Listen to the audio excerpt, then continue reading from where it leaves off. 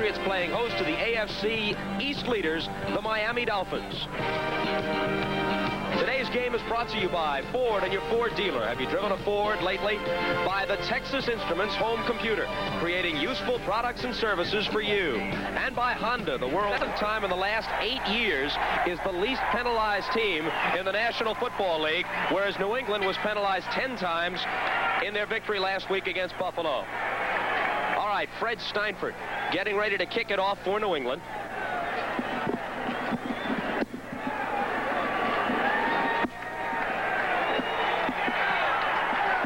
Walker is the deep man. You'll recall he returned one for a touchdown in the Super Bowl. But this time barely across the 20-yard line.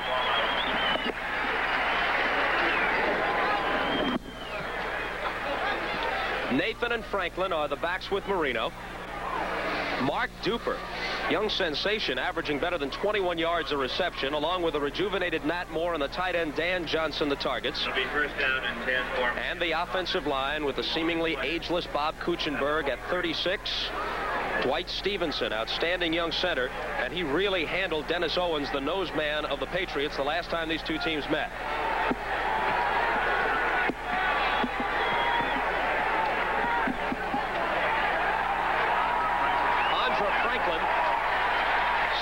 Shy of the line of scrimmage on the first down carry. Johnny Rembert, one of the inside linebackers, a rookie, made the stop. As we look at the Patriot defense, a 3-4 unit.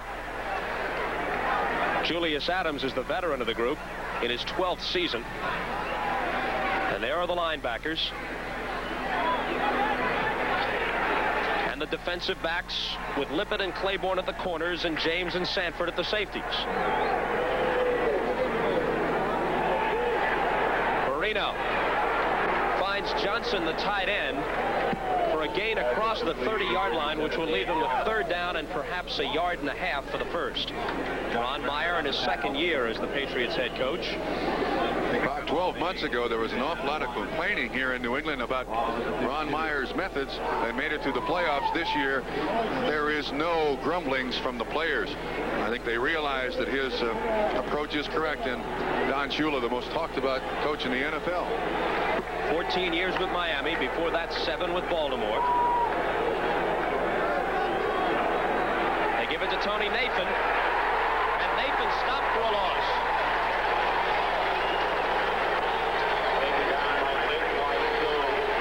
Clayton Weissoon came from his linebacker spot, and that brings Reggie Roby in to kick. Second meeting of the season between these two teams, and New England has played very, very well 2 of the last 3 weeks. They held Buffalo to just 7 points while scoring 52 in 2 victories over them. And emotion is a big part of this football game.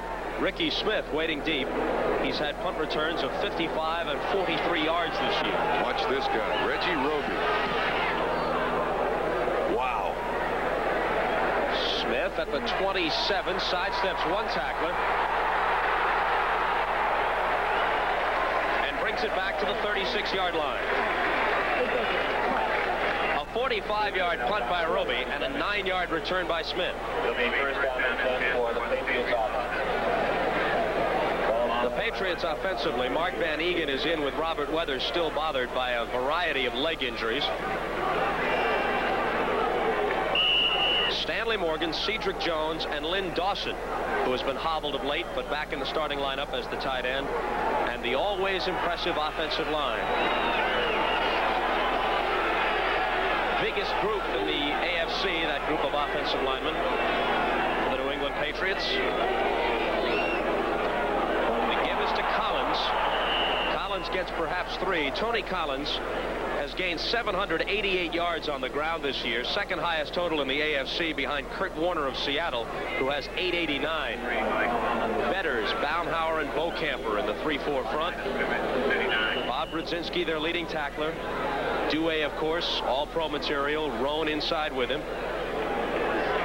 And their defensive backs. They have 19 interceptions this year as a team, one of the highest figures in the National Football League. On 2nd and 7, Collins again. A couple of tough yards. Collins is averaging 5.6 yards every time he carries the ball. He's had 3 games of better than 100 yards, including one over 200, where we saw him against the Jets, Trump. This is something we will see all day long. Lead blocking by Van Eegen, Collins following right behind. In the last several weeks, Miami has suffered from very poor tackling, facing the second-best rushing team in the NFL today, and the best next week against Baltimore. A concern for Don Shula. They must tackle well. 3rd and 5 for Grogan.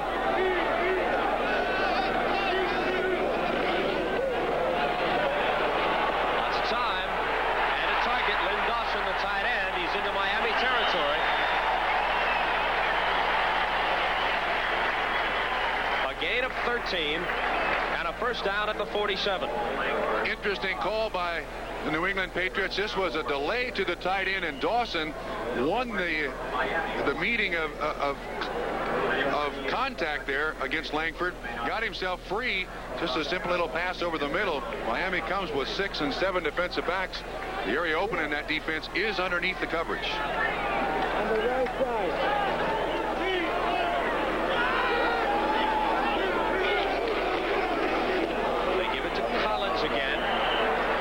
Gets perhaps 4 into the middle of the defense before Bob Baumhauer stops him.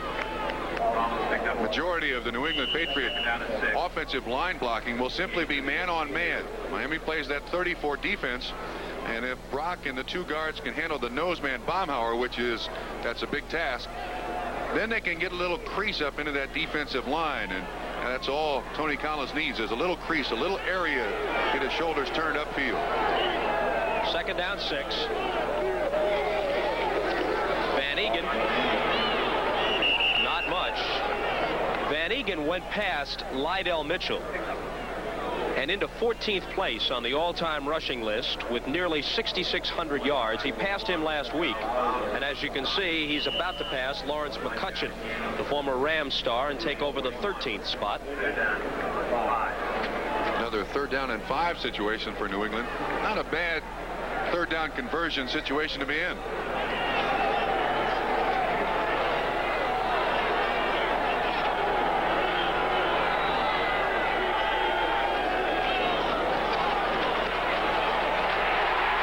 he hits his man for the first down. A gain of 11 as the reception is made by Cedric Jones, the 2nd-year wide receiver from Duke. So Grogan has gone to the air only twice, each time on 3rd down, and each time he's gotten the yardage he's needed. You'll see the half rollout. Stay away from Doug Betters, the leading sacker in the NFL. He gets a straight line, Grogan does, to Cedric Jones. There are only 5 quarterbacks in the AFC who have thrown for more touchdowns than interceptions so far this year. We got 2 of them. That man right there, Steve Grogan, and Miami's quarterback, Dan Marino.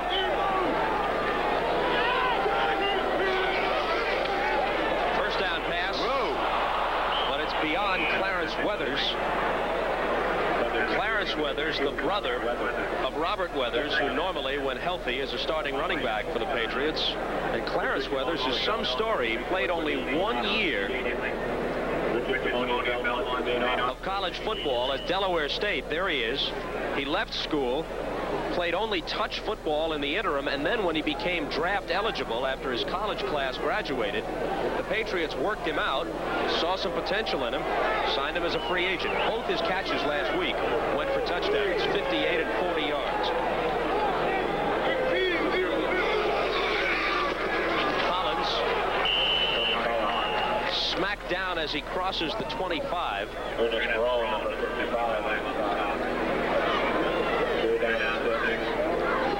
We'll call it 6. Ernest Roan made the tackle on the play for the Dolphins. This drive, a good drive by the New England Patriots, started at their own 36-yard line. They've been very patient. They've not tried to make the spectacular play, just establish at the outset that we're here to bust heads. And that's what New England does best nowadays. Pats have had the ball for 6.5 minutes.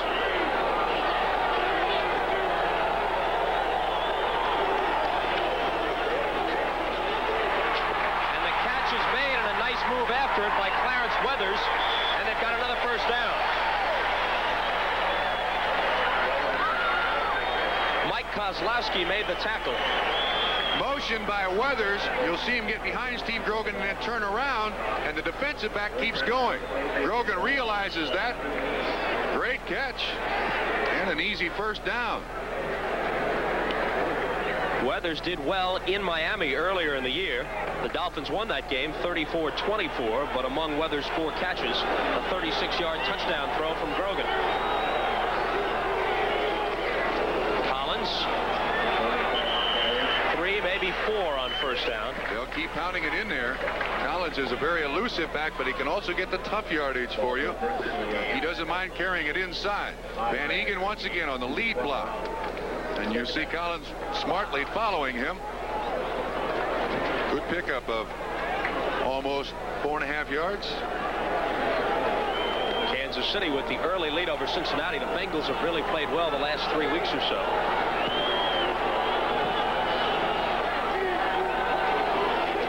Second and 5. Grogan with the play fake. Again, well protected. And again, the completion. The catch made by Derek Ramsey, the tight end, and a gain of 9 for the former Raider. You can see the effect of a good running football team. Watch the play action fake. The linebackers, Dewey, 77, bottom of your screen, must stay at the line of scrimmage. And the tight end wide open. Brzezinski on the tackle. And that's another third down conversion into a first down. Miami has been having their problems. They can't figure out what New England is going to do next, and all the while the offense of the Dolphins getting cold on the sideline.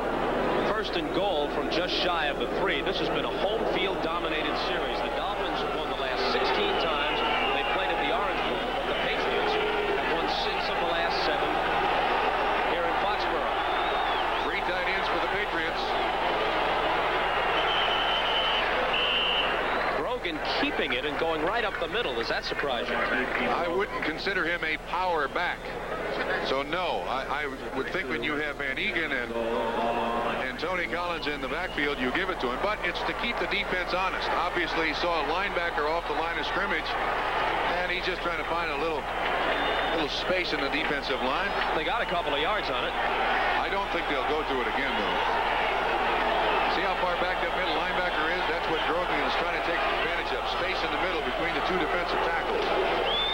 Van Egan is close, but not there. Van Egan was given an offensive game ball last week after their victory against Buffalo, and when Coach Ron Meyer was asked why, he said, well, at least in part because I like him. Good enough reason.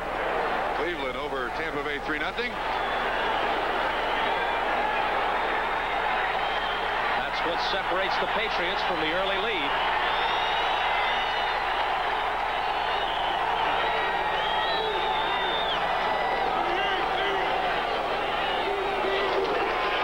Grogan again. Touchdown.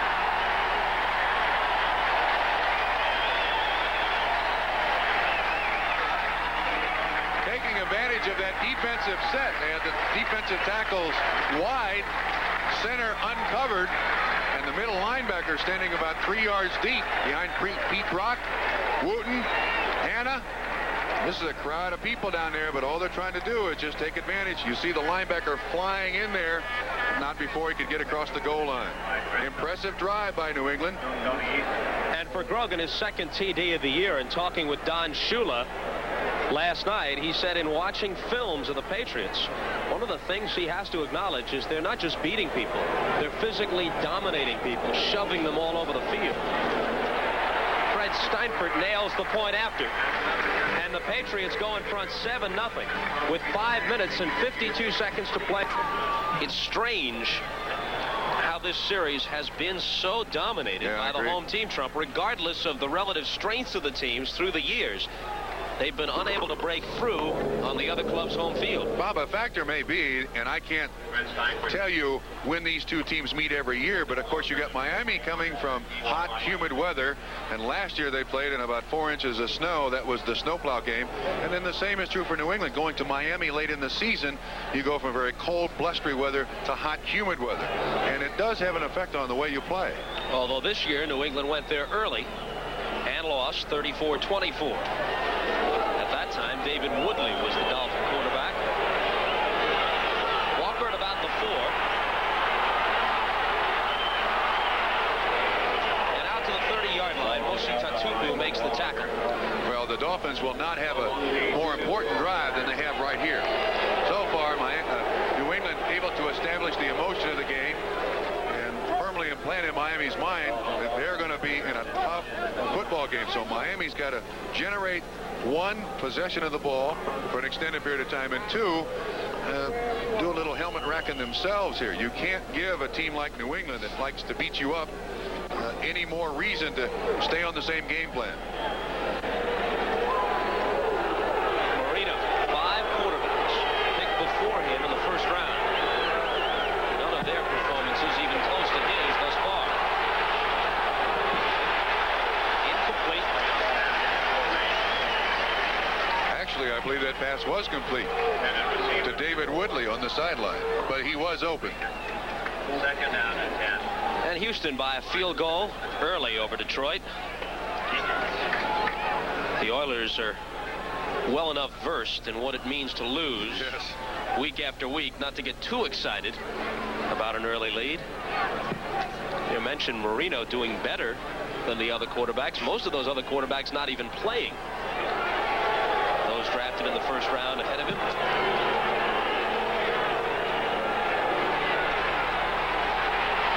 In trouble, but he gets it away long just before he's hit.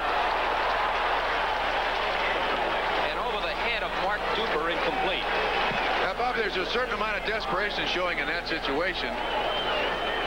Second drive of the ball game, already going to the fly pattern to Duper. Obviously, Miami with a good blocking offensive line. Plenty of time for him to throw the ball, but this is doing nothing to make an imprint on the New England Patriots. They don't mind if Miami throws the ball up like that 4 or 5 times a game, because New England right now in control of this football game.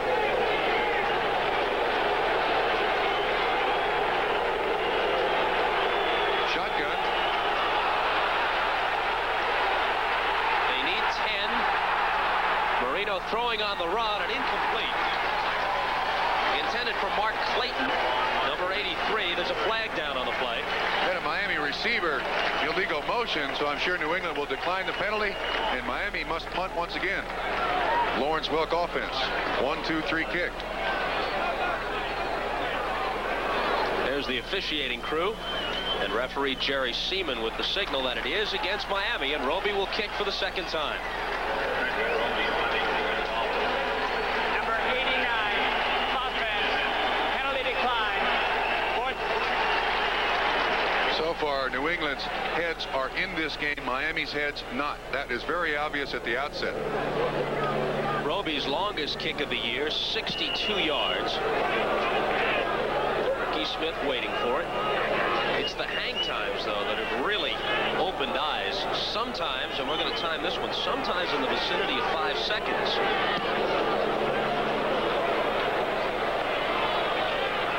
This time about 4.5 as Smith fields it, but gets a little room.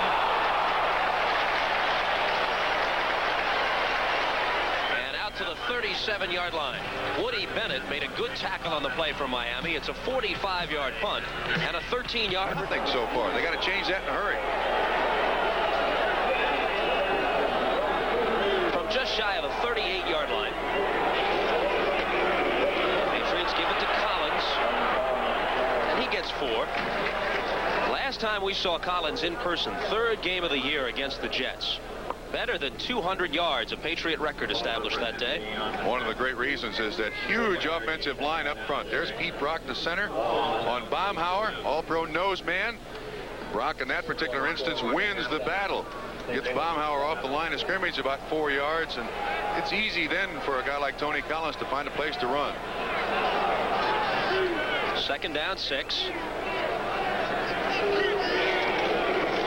Van Egan. Van Egan battles for 4 or 5.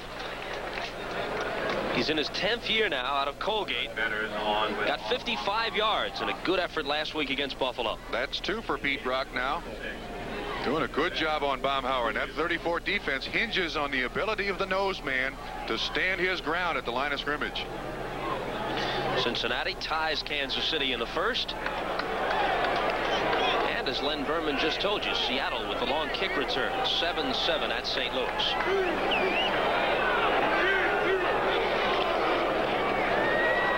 To the sideline, but somebody was a little confused. Well, but the Patriots get a good break because there's going to be pass interference on William Judson, and the receiver Stephen Starring ran a longer route Yes. than Grogan, I guess, had expected. Now there's going to be I believe a discussion here as to whether or not the ball could have been caught. And if the officials rule that the ball could not have been caught, I don't think they'll call interference. There is no penalty on the play as the receiver could not catch the ball. The ball is in the air, and you see the contact. Judson on Starring, and that's supposed to be interference, but the new rule is if the ball is not catchable, as determined by the officials, then they'll not call pass interference. Ron Meyer a little upset. That was lack of communication between receiver and quarterback, as you said, Robert. Now Rich Camarillo, whose gross average of nearly 46 yards, there it is the best in the league, and his net average of 37.2 is also the top figure in the NFL. He averaged 51 yards a kick on 4 boots at Miami earlier in the year. The hang time on this one doesn't equal Roby's. Mark Clayton to about the 20-yard line. Don Shula says he's just waiting for Clayton to explode. He's come close to busting some punt returns this year. Now we just heard that one of the officials has sprained his ankle, Frank Sinkowicz, and they're working with 6 officials for the rest of the day, unless they can get Frank taped up. Andre Franklin carries. And not much for the third-year man from Nebraska. Clayton Wysoon and Julius Adams combined on the stop. Great pursuit there. The last time they sold this place out, it was also against Miami in November of 1981.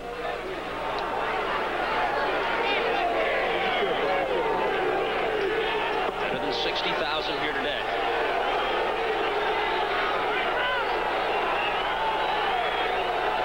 Ball at no gain and 2nd and 10. Tony Nathan makes the catch and then is blasted by Don Blackman. So far, the hitting on just one side of the line of scrimmage. That's the New England Patriots. And this is an emotional game anytime New England plays Miami because they're in the same division. And certainly made an impression on the Dolphins to this point in the game. A gain of 1 on the play. Nathan is the leading pass receiver. That was his 35th reception for Miami. But it leaves them with 3rd down and 9. 2.5 minutes to play first quarter. Shotgun. Inside handoff to Nathan with a blocker in front of him. And Nathan has the first down. Their first down. 13 yards on the carry. And obviously any team facing a shotgun is going to think pass number 1. Linebackers are going to drop very, very deep. Unless they had the prevent defense in there, the nickel situation. Good call by Don Shula. You'll watch 55 Blackman on the blitz. And they just run away from the blitz. You also see Tippett 56 in pursuit, 85 Julius Adams. Nathan with the first down. Ken Sims is making his first appearance of the season on the defensive line for the Patriots. Andre Franklin with decent yardage out near the 30-yard line. Sims is number 77, and he was involved on that play. They said they'd like to get him 10, maybe 12 snaps today. He's been on the injured reserve list with a broken leg. 2nd time in 3 years he broke the same leg. And this is his first appearance of the campaign. First pick in the draft 2 years ago? Prior to last season. Yeah, last year.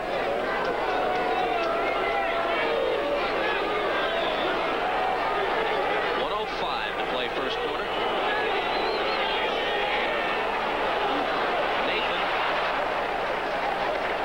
is dropped just shy of the first down. This will leave them 3rd down 1, I think. Bob will be able to see a real contrast between these two offensive lines. Miami's historically under Don Shula, a good trapping line. They're not particularly big players. And on the other side of the line of scrimmage, the New England line is just huge, and they're one-on-one blockers, and they try to blow people off the line of scrimmage. So you can watch the traps by Miami and the one-on-one lead blocking by New England all day long. 3rd and 1. Franklin looks like he's got it. Depends upon where they spot it.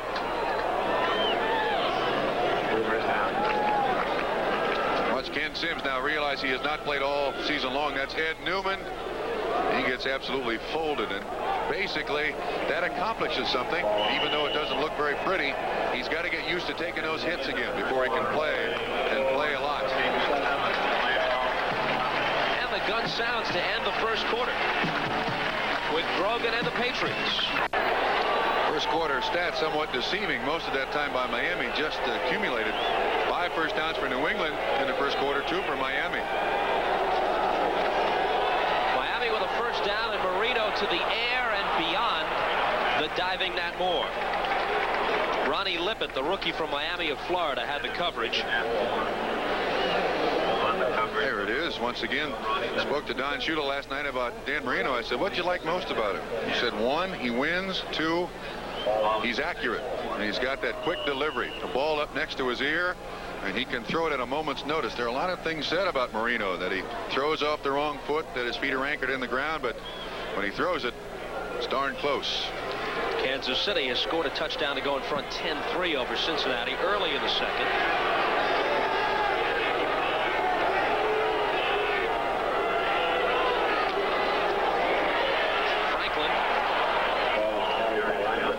For 4 yards before the rookie from Nebraska, Toby Williams, number 90, stops him with some help from free safety Rick Sanford. Inside linebacker Clayton Wysoon, who is an incredible athlete and generally leads his team in tackles, and was one of those guys that never quits. Kuchenberg 67 on the ground, 64 up, and Bruce Hardy was the trapper on that situation, the tight end.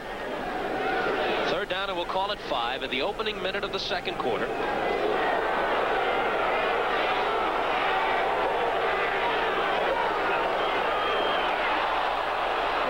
Keeps it, gets the yardage they need, and gets out of bounds without taking a lick.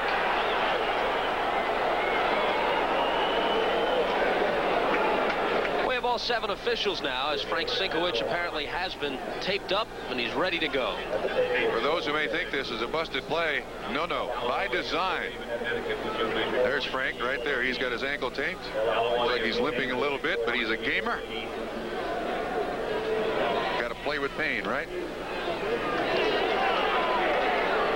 Miami in New England territory for the first time, just shy of the 45-yard line of the Pats.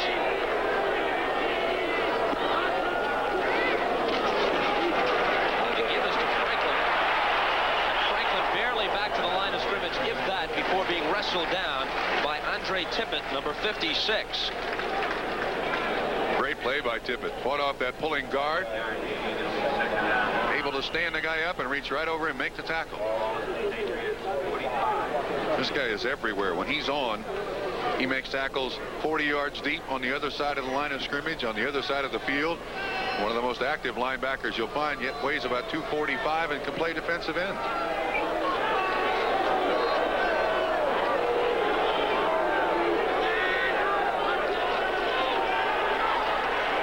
Second and 9. Right on the money. Nat Moore makes the catch. Moore, at age 32, had asked to be traded. Gain of 15 and a first down when it appeared that his playing time would be very slight. Jimmy Cefalo had the starting job, but in the game's first game of the season, Cefalo was injured and hasn't returned. Moore has gotten more playing time, and now when asked if he feels younger, he's 32, he says, no, I don't feel younger, but I sure feel happier. Yeah, he's now a possession receiver for him. 3rd down, he used to be the big play guy. Now relegated to the possession receiver, and Mark Duper has taken over as the big play guy for Miami Dolphins. The air on first down and well protected into the end zone, broken up at the last second. Claiborne reached in to knock it away.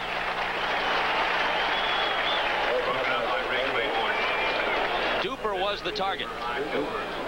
For Ray Claiborne's entire career, I think we've all seen him do that time and time and time again.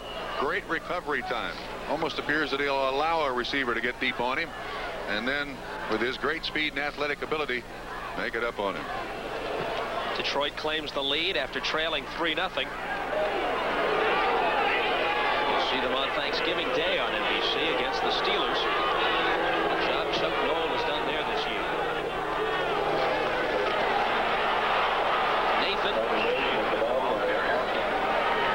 Nathan to about the 24-yard line. That'll leave them with 3rd down and 4.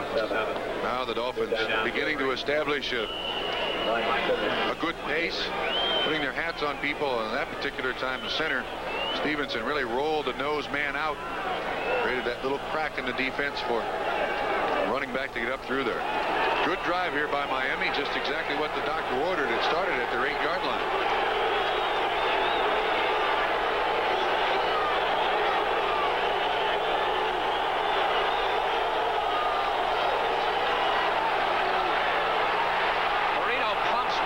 Escapes, but it's just short of Mark Clayton. There's a flag down. Thrown in the area of holding on the Miami Dolphins.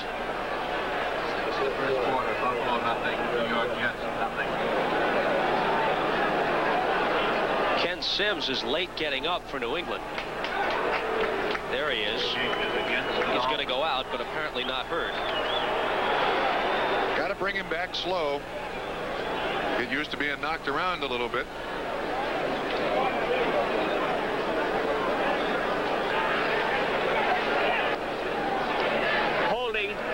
Holding, number 57, offense. The center, Dwight Stevenson, was holding. That 50 on the back of the Dolphin helmets, of course, is in memory of the late Larry Gordon, their linebacker, who passed away during the offseason.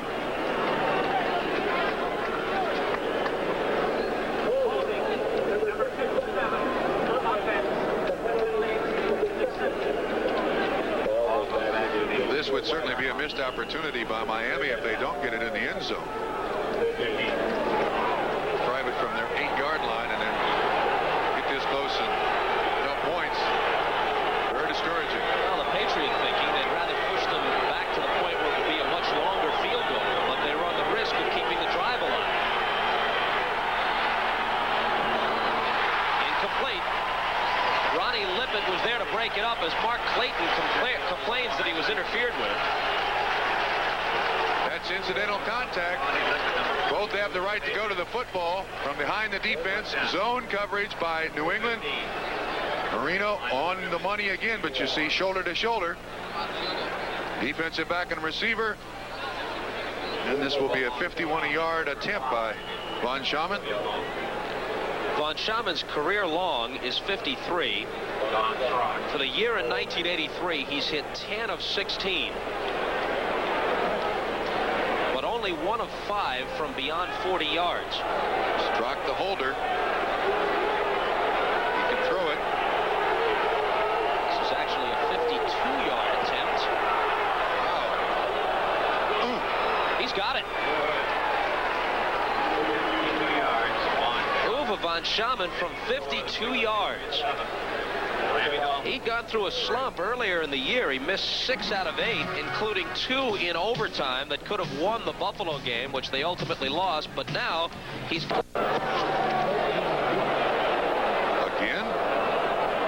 Ricky Smith fields it at the 5 and doesn't get to the 20-yard line.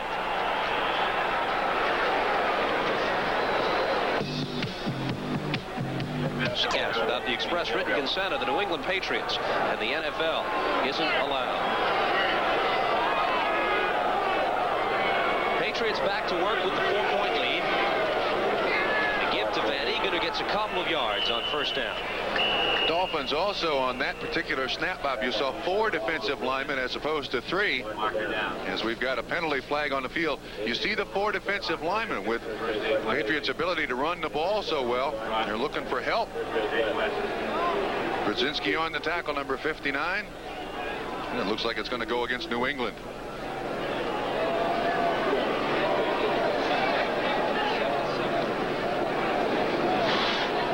Van Egan with some equipment adjustments.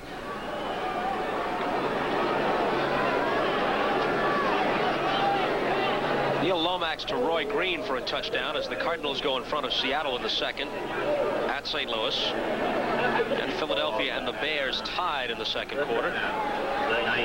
Holding against the Pats sets them back inside the 10.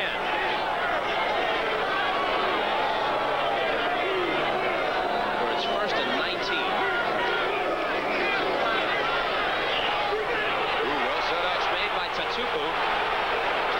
Tatupu is cut down at about the 18-yard line. A.J. Douay, and that now is the preferred pronunciation. No more A.J. Dewey. That's Douay, also, he says. That's also the preferred way to break up a screen. That was well set up by New England. Tatupu had two offensive linemen in front of him. A.J. Adam Joseph Douay able to get behind the offensive line, make a big tackle. But they got 9 yards back, so it's second down 10.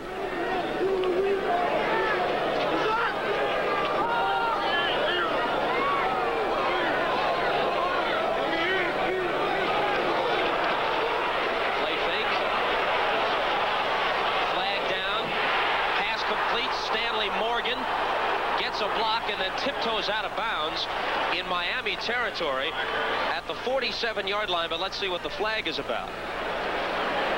Gain of 35 if it stands up. I think we're going to have offsetting penalties here. One on New England, then holding, or one on Miami, then holding on New England. I don't know what's going to happen.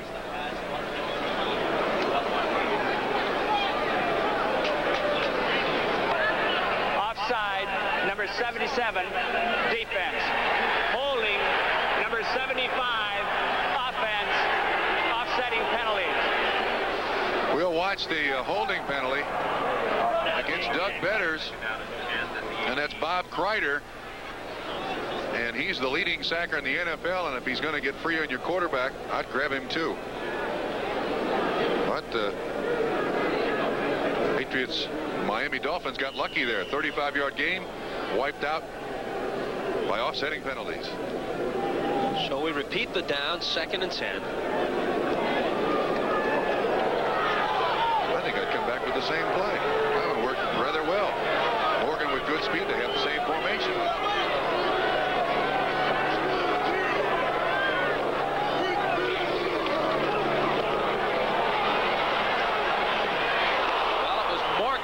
Target, but was he ever blasted by Glenn Blackwood, the strong safety? I think it'd be a good idea if they didn't come back with the same play. You see the blitz, Betters, Brzezinski. Here's the leading sacker in the NFL. Watch out, Grogan. And he pulls up. Good hit by Blackwood on Morgan. Incomplete pass. Both these clubs have done a good job of late protecting their quarterbacks. Grogan has been sacked just 3 times in the last 4 weeks. Marino only once in the last 3 games. This is third and 10, 10:21 to play, second quarter. The Patriots had a long drive the first time they had the ball for a touchdown. Lead it 7-3. Collins, we'll hear some boos about that call. Now we saw Betters on the pass rush. How's he do against the run? This kid is 6'7", weighs 260 pounds. Double team by Wooten and Kreider. They get him on the ground. Oh, they even up. Camarillo again to kick. His statistics are even more impressive when you consider the fact, Trump, that this is a difficult stadium to kick in. Often there are swirling winds here. We've caught a rare day where there's not a breeze anywhere. He's hang time again.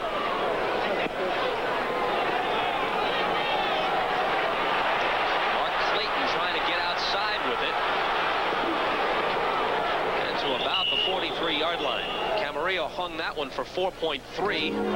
Early team domination in this series. Patriots have done well here. And Miami has won 16 straight against New England at the Orange Bowl. Marino starting slowly is 3 of 9 thus far gives to Nathan, and Tony Nathan bursts for 9 yards to the 49-yard line.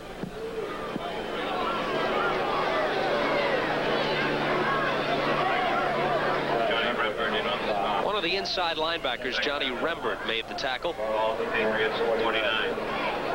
Mentioned Marino, just 3 of 9 for 24 yards thus far. The Dolphin running game has outgained the Patriots. In the second quarter so far, I think most of that has been amassed. Andre Franklin struggling and may have the first down. Marino is the #1 rated quarterback in the entire league. That rating system is very complex. It involves percentage of completions, the percentage of passes which are intercepted, the percentage that go for touchdowns. It's difficult to explain, but nonetheless, Marino is the leader by a slim margin over Steve Bartkowski. If that were to hold up, it would be the first time that a rookie quarterback had ever led the NFL in passing efficiency since the merger in 1970. I didn't realize that. You do that? Most important stat, he's 4-1 as a starter for the Miami Dolphins. Forget the rating system. And the only loss was in overtime, where he threw for 322 yards against Buffalo. Tony Nathan draws a crowd. Goes down after a gain of 2. Shula does call the plays for Dan Marino from the sideline with help Don Strock there with the baseball cap on. And this is a team that uses that situation substitution. They have 3 tight ends. They all 3 play. A different set of running backs. 7.5 minutes to play, second quarter. Marino is on target to the sideline. Claiborne makes the stop after a gain of 12. And the catch made by Mark Duper. Now, Bob, you can say what you want about Dan Marino, but one of the things that you just can't teach a quarterback is something he does naturally, and that is get that ball off in a hurry. When he takes it from the center, he gets it up next to his ear, ready to throw it. And when he anticipates that receiver being open, he can throw it and throw it in a hurry.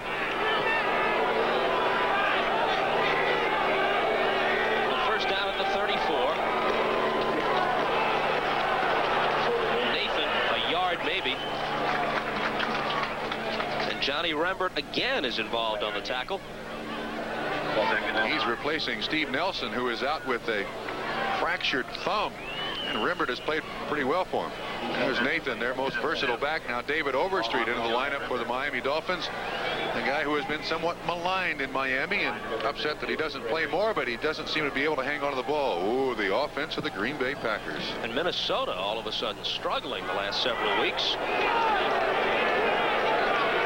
Shaman just in case.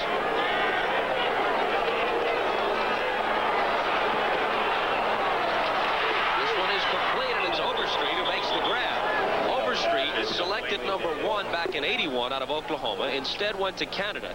He led the CFL in rushing one year, but also was plagued by fumbleitis, and that has been his problem too in the NFL. Hanging on to the football is simply a matter of concentration, Bob. Here, another good pass by Marino. He looks off the defensive back. Fired is out there. This is a fine catch. And you see he runs it with the ball on his hip. If he would wrap the ball up a little better, he'd be a lot better off. Marino now 5 of 11, 50 yards. Big third down conversion there. They give it to Andre Franklin. Franklin battles for 3, maybe 4 yards, and again it's Rembert on the tackle. The rookie from Clemson having a fine first half. Rick Sanford, free safety for the New England Patriots. Great tackler. And really, he's the guy who should get credit for the tackle. That's right. Through the first 5 games, Sanford was the leading tackler. Now it's kind of leveled off a little bit, but those free safeties now in the NFL, Bob, first and foremost be great tacklers because they cheat to the line of scrimmage. Get up there and support.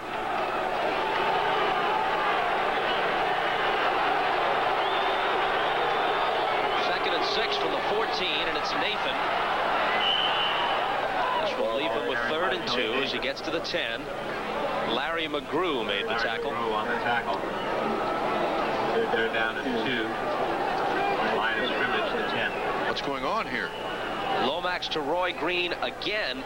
Lomax has thrown 3 touchdown passes in the first half, all to Roy Green, 15, 23, and 7 yards for a 21-7 St. Louis lead. Didn't Roy Green start out as a defensive back or a punt returner? Both. And for a while was playing both offense and defense about a year ago. Did they pay him overtime? Well, I'm sure he negotiated a big contract the next year. Franklin, hello. They stop him for a loss. Sanford again up there, along with Clayton Wysoon. Defensive line of the New England Patriots able to play along the line of scrimmage and pursue. At the 11. String it out. Watch these linebackers. Remember at 52, Stanford towards the line of scrimmage. And in this situation, short yardage and goal line, if you've got great tackling defensive backs and linebackers, that's 2 linebackers, Wysoon and Rembert, along with the defensive back, Sanford, to make the tackle. You got a great defense. This will be a 30-yard attempt by Von Schamann. Another missed opportunity. Second time Miami's been down here. Only resulted in 1 field goal. Second attempt. Kuchenberg snaps, Strock holds, and Von Schamann connects. Psychological lift in New England. Twice they've shut him out, held him to just field goals. 7 On sure footing, the field goal which won the game for the Pats 3-0. What's he do now? Well, actually Henderson, now out of jail, is employed by the Patriots, works in their concessions department.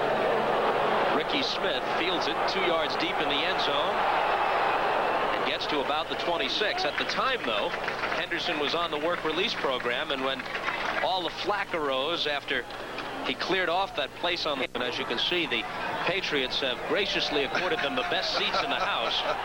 Guests always welcome in Sullivan Stadium.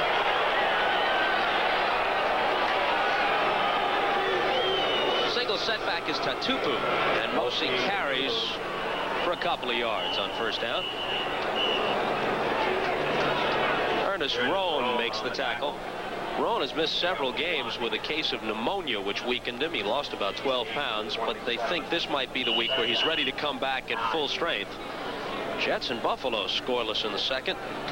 Buffalo at 6-4, as are the Colts, just a game back of Miami. The 2 teams on their heels, I would say, after Buffalo being beaten last week so magnificently by this New England Patriot team. Grogan, all kinds of time.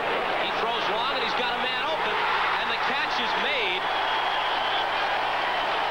by Stanley Morgan. 53 yards on the catch. With this running offense now of the New England Patriots, Morgan has a chance for the first time in his career to go under 20 yards a catch for the season, but still he is a threat. Play action fake by the New England Patriots. This is well thrown by Grogan.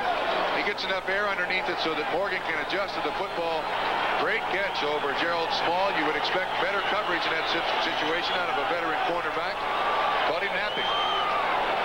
So a first down at the 29 with 3:32 to play in the second quarter. Tatupu gets 3, maybe 4. Tough Dewey running. makes the tackle. Excuse me, Bob. Tough running by these New England Patriot running backs. And once again, we saw Dewey down on the line of scrimmage. Miami going with 4 defensive linemen. Try to shut off the run. Make them throw the football. Mosi out of USC. Tough cookie when he carries the football. Also a great blocker, which is nothing more than effort.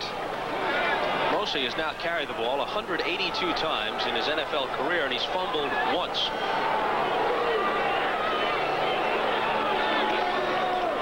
Second down, let's say 6. This is Tatupu. Baumhauer cuts him down after a gain of a couple. There's a flag down on the play.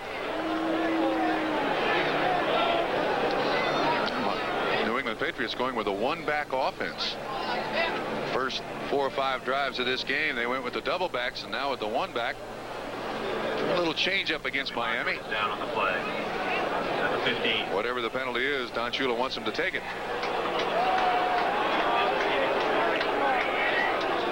Who does Shula trail on the all-time victory list? George Halas, who has better than 300. Curly Lambeau. And Tom Landry, another active coach, of course, just a few victories ahead of him. 3 or 4 more, as I recall.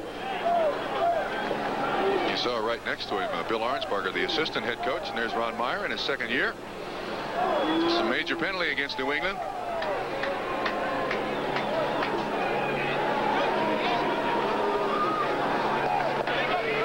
Illegal use of hands, number 81, offense.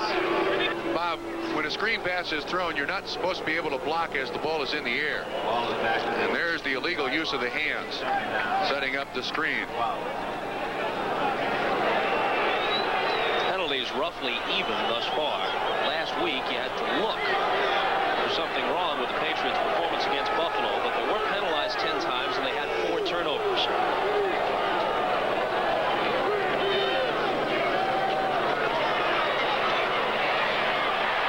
Logan's pass complete. Stephen Starring makes the catch. And they get almost exactly what they need. It may be close enough to measure as we go to... Probably a zone. That's entirely too much cushion. Patriots are left a yard shy of the first down. Some motion along the line. Tatupu struggles for the first down, but there's also a flag. You take the penalty here. It'll give you 5 more yards instead of 2. Make it 1st and 10 at the 18. Well, they conferred Trump the other night on your talk show in Cincinnati. There it is against yards. And a first down at the 15-yard line. New England now 2 tight ends, 2 wide receivers, and 1 running back. Tatupu. And Tatupu is inside the 5.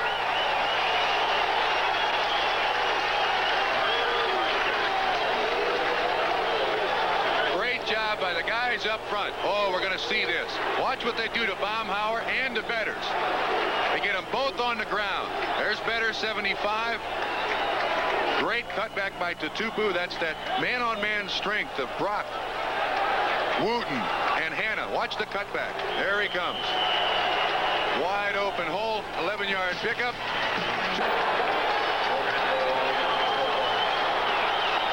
First and goal, Patriots. 4-yard line.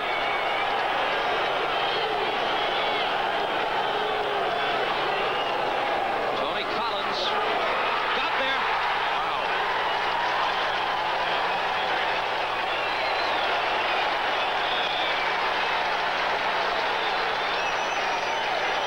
Well, Ron Meyer told them they couldn't spike the ball this year, so the Patriots resourcefully have worked out a routine of their own to celebrate. Yeah, they may go back to spiking, though. That'll wear anybody out. But again, an impressive drive by the New England Patriots, almost 2 minutes and 30 seconds long. And watch the bow on that defensive line. Tatupu with a great lead block. And just through the mass of humanity, Collins comes out with his 9th touchdown of this season. Steinfurt for the conversion with 1:57 to play until halftime.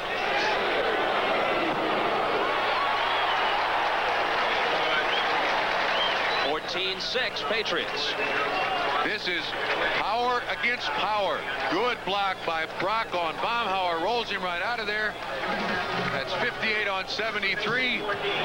Collins goes into the celebration. Out of the field. And that was not particularly well thrown by Marino into the ground. New England, strangely enough, in this situation with 1:45 left, staying with their standard defense, a 3-4 defense with 4 defensive backs. They don't have the extra one in there.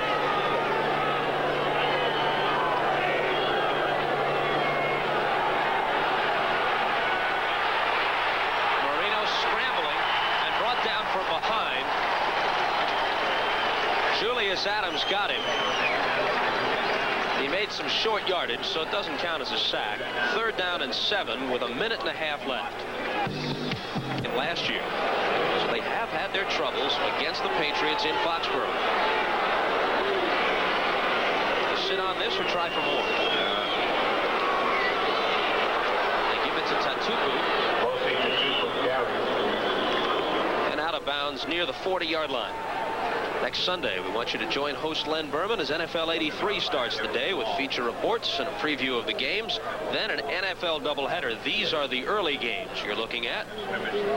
And in the second half of our doubleheader, an interconference battle between the KC Chiefs and the Dallas Cowboys, or Seattle at Denver. As they say, check your local listings for the games and times in your area. 36 seconds left. Excuse me, but I'd put it up here. You got Stanley Morgan, and it looks like single coverage at the bottom of the field here. I'd put it up. Give it a shot. They're thinking the same way. He's open. He is open, but it's off his fingertips. Well, you call that play all the way, Trump. Now, it's pretty obvious. Second down and 6. You would think Small would be thinking the same way we are. Good rollout here by Grogan, and Morgan with his outstanding speed, nicknamed the Roadrunner. That ball is a foot shorter. They're in field goal range. Almost. They ought to think about putting it in the air again. They've got 3 timeouts left, and if they can get 25 yards somehow, they could give Steinfort a crack at it. They may not have as much confidence in Steinfort as Shula has in Von Schaumann. Whoa! Nearly intercepted, almost a gift for Ernest Roan, right in his mitts.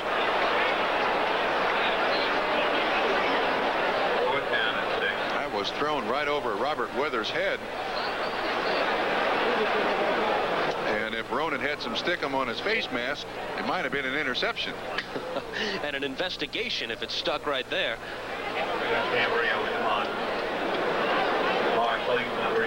They've clamped down on that sticky stuff since Lester Hayes was ladling it on with a spatula back a couple of years ago.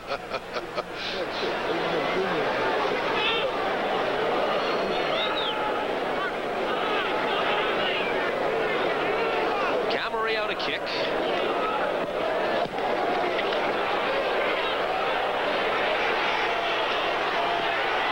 Clayton to return.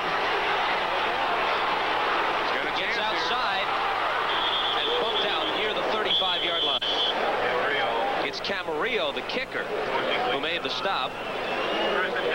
The punt was good for 45, but Clayton brought it back 20 yards.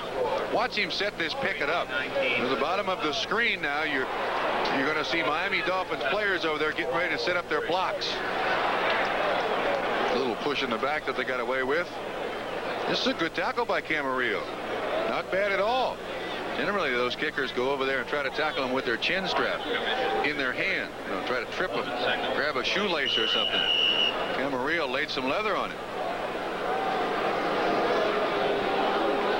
Now with 11 seconds left. Dolphins have a couple of timeouts, but not enough seconds remaining to utilize them, really. Bottom of the screen, 3 receivers, Rose, Clayton, and Duper. Hope shot here, no, a middle screen. And it's Tony Nathan who makes the catch. But he's got to go all the way. 1 second and double zeros. They were asking for a timeout. The Dolphins claim there's also a flag down on the play. Illegal man downfield. Offense. Half is over. Penalty on the offense. Illegal man downfield on the screen. The Dolphins were claiming that they had called a timeout with 1 second left, but with a penalty against them, it becomes a moot point. And the Patriots, who with a victory today, especially considering the way things are. Half team. They have New England has so outscored their opponents in the second half that it's just amazing how many points they've scored. They've scored 48% of the points, the total points they've scored in this season in the 4th quarter. So Miami's got a very, very difficult task ahead of it. Dolphins trail by 8 as they kick it off, and Ricky Smith at about the 1-yard line will field it for the Patriots. And he struggles out to the 27. Smith busted one for 97 yards for a touchdown against the Jets last year, but hasn't had a lengthy return this season. With the halftime stats, well, as they sometimes are, very deceiving. Very close in total yards, time of possession very close. No turnovers for either ball club. That's an important factor. But Miami really hasn't got anything that they can hang their hat on yet. That's Brooks Williams, reserve tight end for the Patriots, who was hurt on the play. Former member of the New Orleans Saints, more recently waived by the Bears. And hobbling off. With the kickoff of Patriots Olympic Week, you can be Stanley Morgan and Rich Camarillo. Well, let's see how the Patriots start here now. Thursday, November 17th at 7 p.m. In the backfield, it looks like they have Van Egan and Collins as they started the ball game. And I would think that Miami may resort to the 4-man defensive line. They're basically a 34 defense, but they've got to shut down the run, because that's what New England does best and what they like to do most. Let's see how that first snap is. Collins and Van Egan are the backs. 4-man front by Miami Dolphins.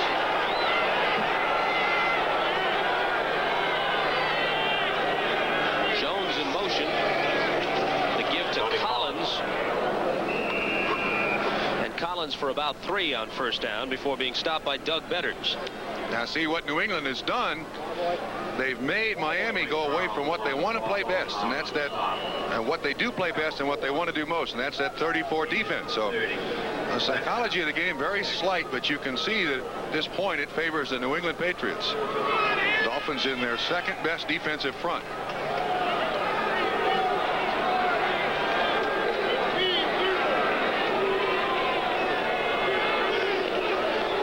Fake to Collins. And the pass juggled by Stanley Morgan and dropped. Well, now it can shift to the other side. If Miami is able on this first drive of the second half to shut New England down, then a little bit of that feeling goes back on the Miami side of the football. Grogan's figures thus far, 8 of 14 for 111 yards. He's had one long connection of better than 50 to Stanley Morgan, which set up the second touchdown. Big play for both teams right here. Momentum could shift on this play alone. There's the first down. The catch made by Cedric Jones. Both of these quarterbacks have been very well protected throughout the day. That's a gain of 15, and Grogan had time to find Jones. Now you've got a situation where the defensive backs of the Miami Dolphins must respect the speed of Stephen Starring, Cedric Jones, and Stanley Morgan. Look at the cushion there. Good pattern run by Cedric Jones and a 5-yard cushion. Well thrown by Grogan. First down. William Judson, who's replaced the injured Don McNeil at the left corner, made the tackle on the play. Collins to the 49-yard line for a gain of 3.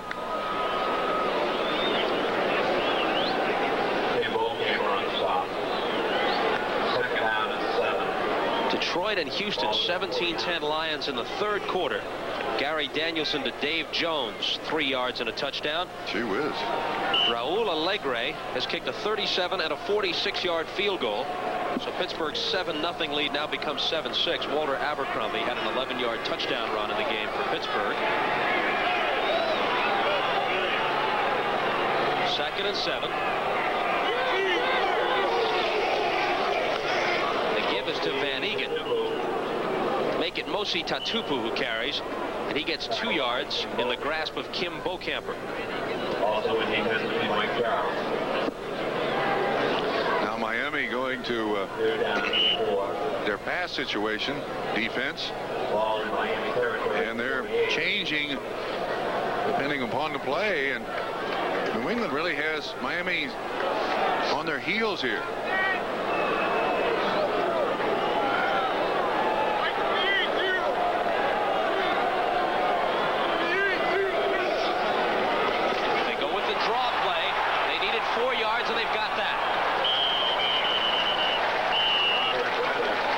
Weathers carried. Weathers hobbled with an assortment of leg injuries the past couple of weeks. Normally a starter, has seen limited duty today. Gets the first down. Runs right by the blitz, and an excellent block by 33 Collins. Went him right through the line of scrimmage. Big first down pickup, and New England now working on a 4.5-minute drive to start the second half. Scanning the field, we see that Frank Sikovitz, the umpire who missed a small portion of the first half with a sprained ankle, evidently can't make it. He struggled through, but he is not on the field, so they're going with 6 officials in the second half. Collins breaks tackles and is down to the 27-yard line, but a loose football. It's down. It's down where he fumbled it. You're right. Contact with the turf. 16 yards on the carry. First down, and New England is having their way with a very, very good Miami defense. Now watch this. Watch Van Egan on Rome. And Collins is right on his hip, so at the moment of impact in the block, when the linebacker is consumed by the blocker, Collins shoots by. Excellent play. And he tries to get after it again. William Judson picked it up, but all for naught. The replay clearly showed he had hit the ground. So a first down at the 27-yard line. And Grogan with a world of time. Almost a spectacular catch by Lynn Dawson. Bob, I'll tell you, when you can run the ball the way New England has today and throughout this season, you put so much pressure on the linebackers. They must respect the run. It keeps them at the line of scrimmage for that play action fake, and then they've got to really hustle to get back in coverage. And it's the one thing in the offensive aspect of professional football that can put a defense at a terrible disadvantage.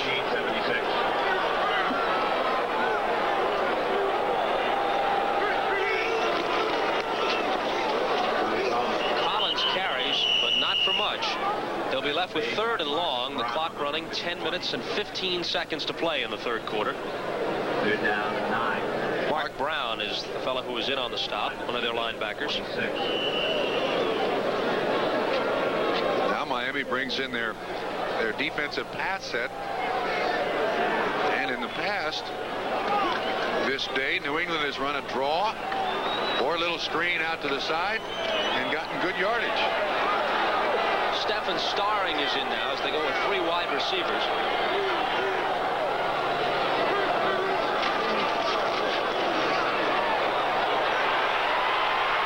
Broken up in the end zone, intended for Jones.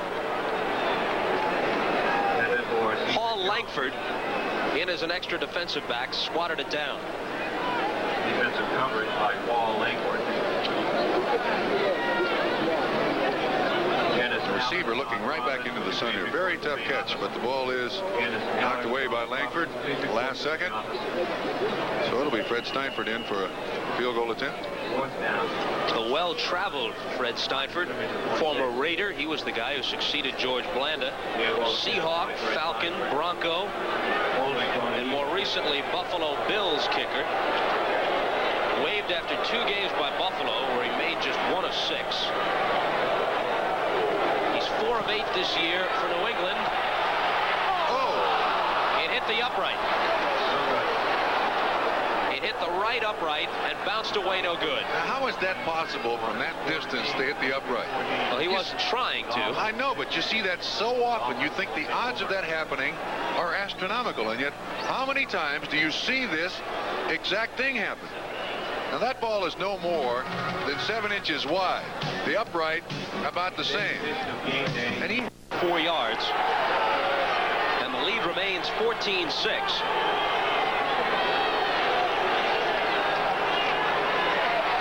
As Marino hands to Nathan, and a reception committee is waiting for him, led by Johnny Rembert, with help from Roland James.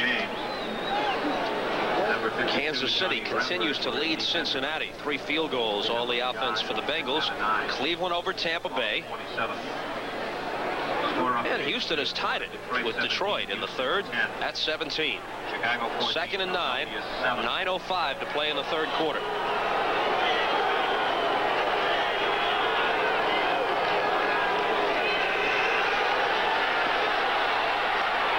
Marino zings it over the middle, but there's nobody there. One thing Marino can't complain about is the amount of time he's had to pick out receivers. One, he's looking directly into the sun. Two, it looked like Tony Nathan, the intended receiver, had an option route, and that's familiarity between receiver and quarterback, and somebody made the wrong choice. And Miami has got to get their heads together here. They have not played well to this point.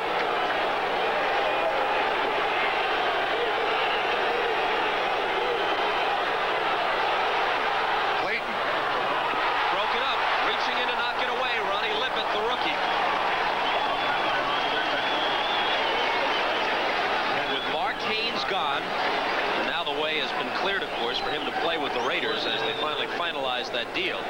It's Lippett who gets an opportunity to play. A starter as a rookie and doing a good job. This game going back to Miami, trying to impress his fourth grade teacher who said he'd never be worth a nickel, proving her wrong. Excellent coverage by Lippert in that situation. Is that an actual quote or is that just yeah, he told me an apocryphal story? Ooh, that's a dandy punt. This thing is a mile high. Hang time of nearly 5 seconds, and Ricky Smith coughs it up, but there's a red shirt there to cover it. Cheerleading squad is called the Spirits here in New England. And they're pleased about an 8-point Patriot lead with 8:35 to play in the third quarter. Van Egan and Collins are the backs, and it's Collins who takes it and is out to nearly the 35-yard line for a gain of 7. He is a tough running back. You notice how low he runs to the ground? 19-7, Green Bay over Minnesota. When Collins gets the ball, he's got the acceleration that he's able to hide behind that blocking back and then just explode through the line of scrimmage. Very low to the ground, 13 carries, now 56 yards for Tony Collins. And with an 8-point lead, he's going to get the ball a bunch in this second half.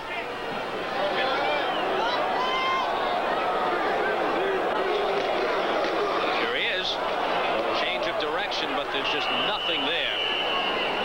He's smothered for a loss of 2 or 3. This game is slowed to a walk.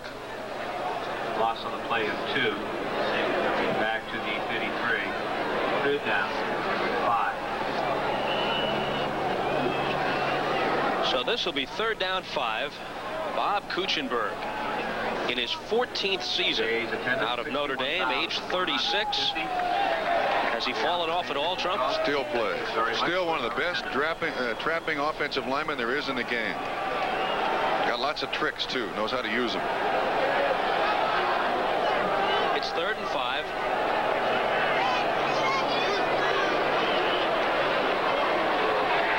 Grogan firing, incomplete. Judson of Miami was the closest guy to it.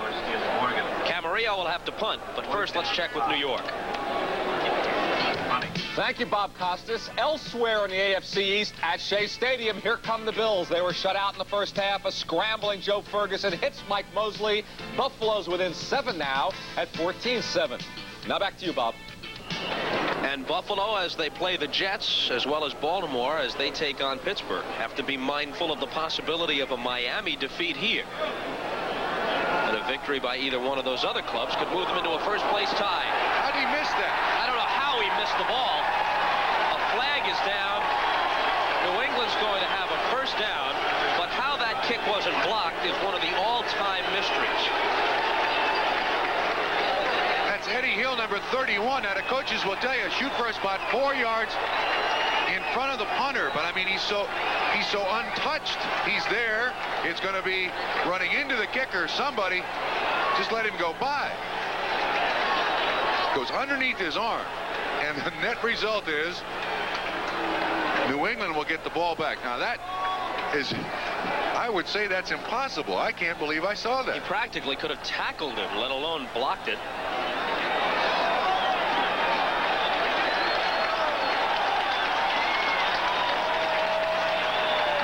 Personal foul. Running into the kicker. Number 31. Defense. First down. Mosi Tatupu, number 30. He's on the outside, then it's 59. Lets him in. Look at him looking around here. 59 of the New England Patriots. Tim Golden, he knows he's made a mistake, but somehow he got away with it. So a first down for the Pats with 6:54 left, and it's Collins lunging across the 40-yard line. All that Hill had to do was touch it even slightly, and at least he would have avoided the penalty, but somehow he missed it completely. As we pause briefly for station identification on the NBC television network. And this is South Florida 7 WSVN Miami Fort Lauderdale. Would it be safe to say that things aren't going the Miami Dolphins' way today? An understatement. The Dolphins have 4 of their last 5 games at home, and the only road game is against Houston. So they had to figure they'd be in good shape if they could come into Foxborough and win today. Collins, very close to the stick. Looks like he's passed it for the first down. 73 Hanna, offensive guard out there leading Tony Collins. An underneath handoff and kind of freezes the linebackers at the line of scrimmage, and then a sprint to the sideline. The running back is going to win that foot race. I was a little too quick on that call. They are a little bit short of the first down. It'll be 3rd and less than 1. Clock running with 5:40 to play, 3rd quarter.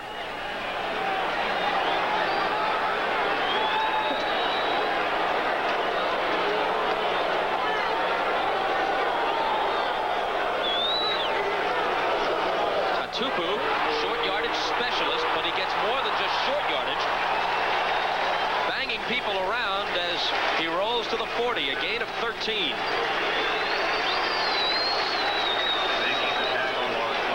Tell you one thing, they ran right at the best part of the Miami defense, right at Doug Betters. Wooten, 61 on your right. See Derek Ramsey out front, and he just runs over 42 Blackwood. Good enough for a first down. That tackling that Don Shula was worried about.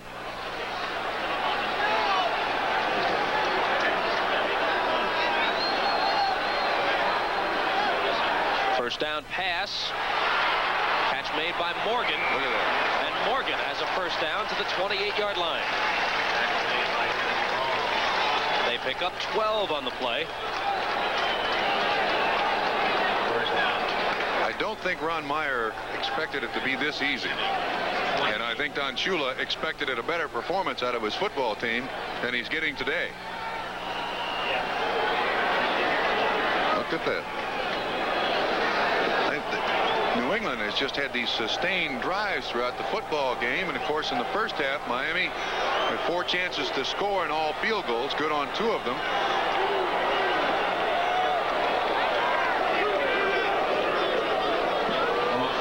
Tatupu,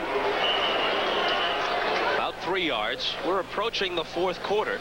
3 minutes and 50 seconds to play in the 3rd. There's Steinfort getting ready just in case, and that is the quarter which New England has owned this year. They have outscored their opponents 103 to 35 in the 4th quarter.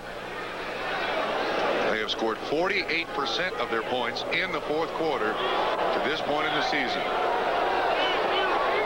Kansas City lengthening their lead on Cincinnati.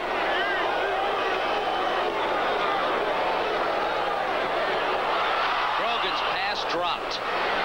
Lynn Dawson had it in his hands, couldn't hold it. That was room service. Should have had that one. Let's go to New York to see what's going on elsewhere.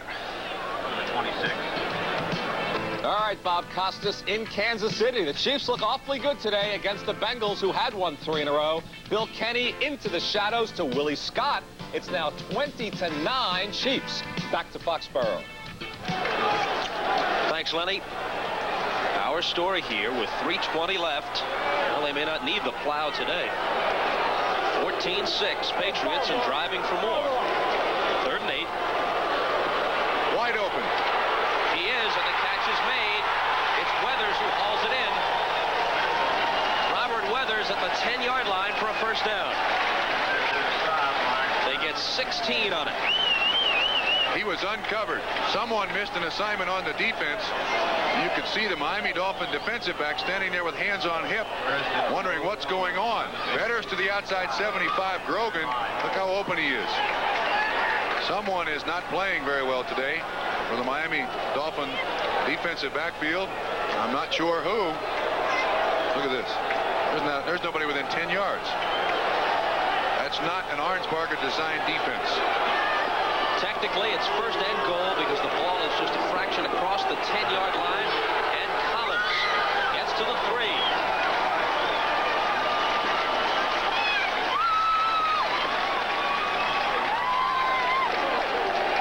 Tony Collins, who had a touchdown earlier. Ron Meyer. That offensive line, and with the likes of Collins and Weathers, who are averaging 5.6 and 5.7 yards per carry, respectively. Meyer just keeps going back to the well. That was Bill Arnsparger's profile there. Van Egan joins Collins in the backfield on second and goal from the 3. Brogan, they tried this in the first half with better success than they enjoyed that time. Brogan stacked up at the 2. It'll be third and goal to go from the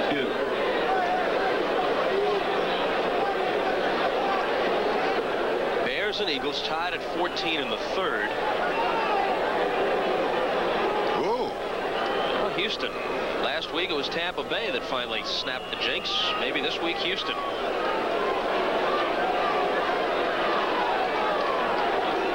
Ron Meyer's Patriots face third and goal from the 2-yard line. 2:12 to play third quarter. Excuse me, Bob. I'd say they come this way with Van Egan leading, Collins right behind him. Fake to Collins. A world of time. And Grogan gets back to the line of scrimmage barely. Well, he had enough time to sing the Patriots fight song back there. You're right. Nobody open. He had enough time to write the Patriots fight song. See the play action. It freezes everybody. Dewey 77 finally realizes it's a pass and not a run.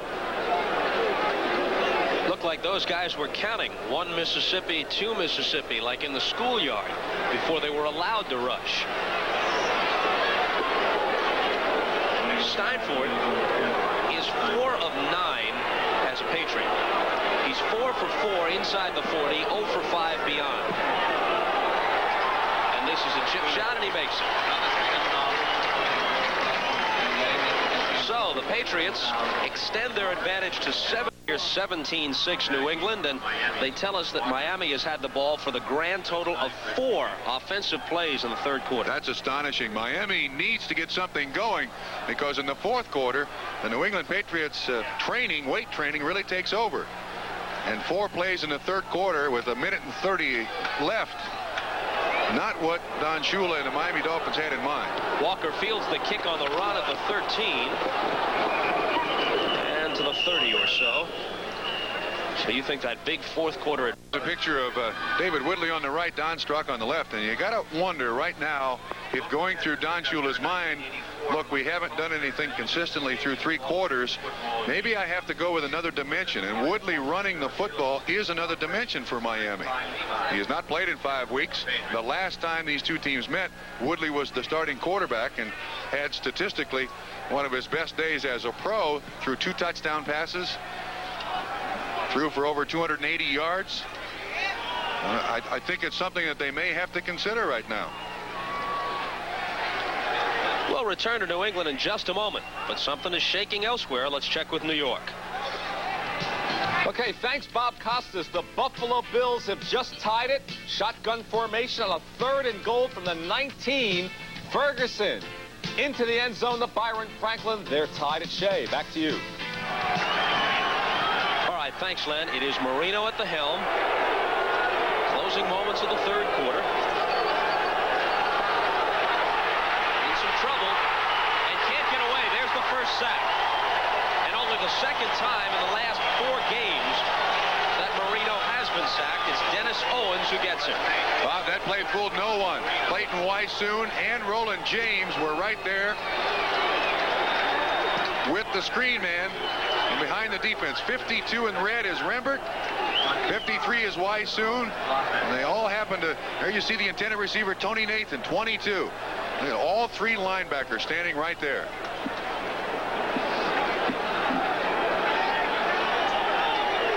When the Dolphins go back on defense, well, let's watch this first. see it's decently set up. One of the problems with a rookie quarterback is that you got to be a good actor back there. You may not have played the role well enough. This is 2nd and 25. They get a little piece of it back on the catch by Bruce Hardy, the tight end. When the Dolphins go back on defense, we may not see Lyle Blackwood. We're told that he has a bruised knee and might not be back for the rest of the game. And we also saw Kozlowski go off at the end of the first half with a gimpy leg, so that's 2 very important defensive backs. The starting free safety and the nickel back for the Miami Dolphins not available. They got 7 on the last play. Tatupo and company have done a good job with those long, time-consuming drives for the Patriots. Looks like Sims is lined up off sides. They need 18 to keep it. Broken up. Paul Dombrowski, number 47, the former Kansas City Chief, reached in to knock it away. There's 41 seconds to go in the third quarter. The Dolphins have now run 7 plays for a minus 7 yards in the quarter.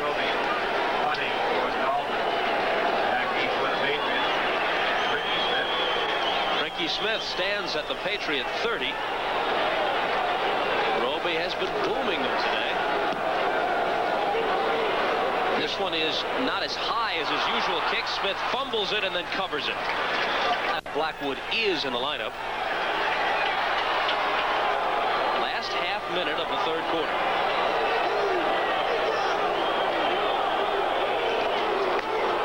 Robert Weathers carries.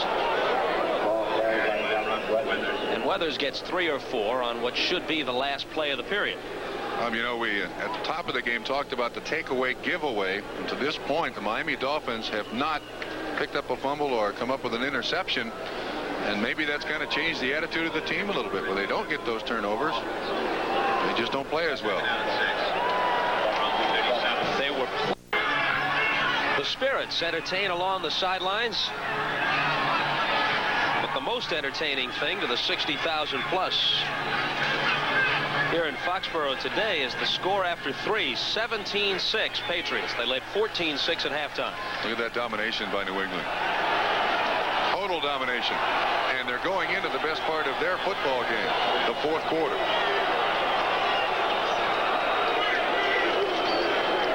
And they start it with a give to Weathers. He turns the corner before being collared.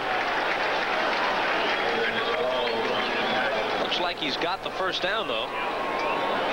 Let's check the scoreboard around the league. Buffalo back in it with the Jets after trailing 14-0 at Shea. Green Bay over Minnesota. The Vikings have fallen on some hard times. Kansas City has the lead against Cincinnati. And the Bears and the Eagles move to the 4th, tied at 14. All 4 Cardinal touchdowns in that 28-21 score over Seattle on passes from Neil Lomax to Roy Green.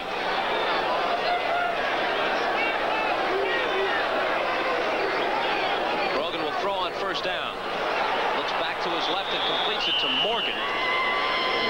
Near midfield for a gain of 5 or 6. More scores. Houston. This might be the week. It's possible, I suppose. And Pittsburgh over Baltimore's Gary Anderson has added a 42-yard field goal. That kid never misses. Total yardage in the third quarter. New England, 117 yards. Miami, minus 7 points. And look at that. Look at that. Does not bode well for the Dolphins. Second down 4.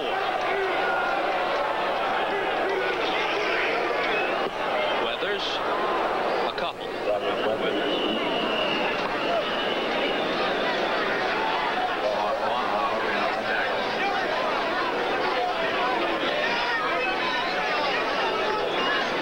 Ron Meyer is known not only as an outstanding coach, but as a man who occasionally comes up with a malaprop or two.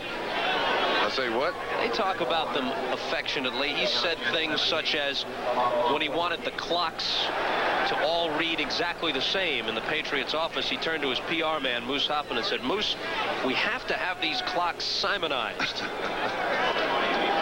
Synchronized, you mean? That's what he meant.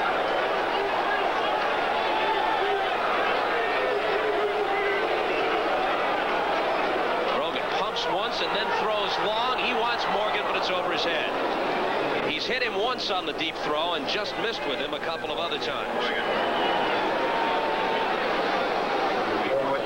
Another Meyerism, looking to wrap up a victory in a post-game press conference. Wanted to make his comments concise. He said, "Let me capsize the situation." Well, they're capsizing the Miami Dolphins today. Tell you that. No matter how you express it, his Patriots are doing the job today, and Meyer has done the job in his 2 years at New England. The Camarillo kick is out of bounds inside the 5. Very nice. Numbers thus far, 9 for 21 for 92 yards. Jets grab the lead on Buffalo, and Minnesota makes it a little closer against Green Bay. Marino gives it to Overstreet, and it's a tough street to travel for David. Right into the heart of that New England defense for a gain of 1. 13 minutes left in this fourth quarter. I'd start throwing it every single down. Well, it had to happen eventually that Marino would have, if not a bad game, then a game beneath the pace which he had set in his first 5 starts, and this might be the day. But he hasn't really played poorly, but he's missed a couple, yes, but that's hardly a poor day. Nobody there. Clayton had broken in the other direction. We're not going to know where the miscommunication is, but that has happened several times today. He's now 9 of 22. Seattle has come back. Dave Craig has hit Steve Largent 3 times in that game for touchdowns. And Neil Lomax has gone to Roy Green for 4 scores. Gee, that's the way we used to play football in Jim Randolph's backyard. The other touchdown in that game was a 94-yard Zachary Dixon kick return for Seattle. So they've had some fireworks at Busch Stadium. That's a highlight film by itself, isn't it? This isn't. Flags all over the place, and they're going to stop the play.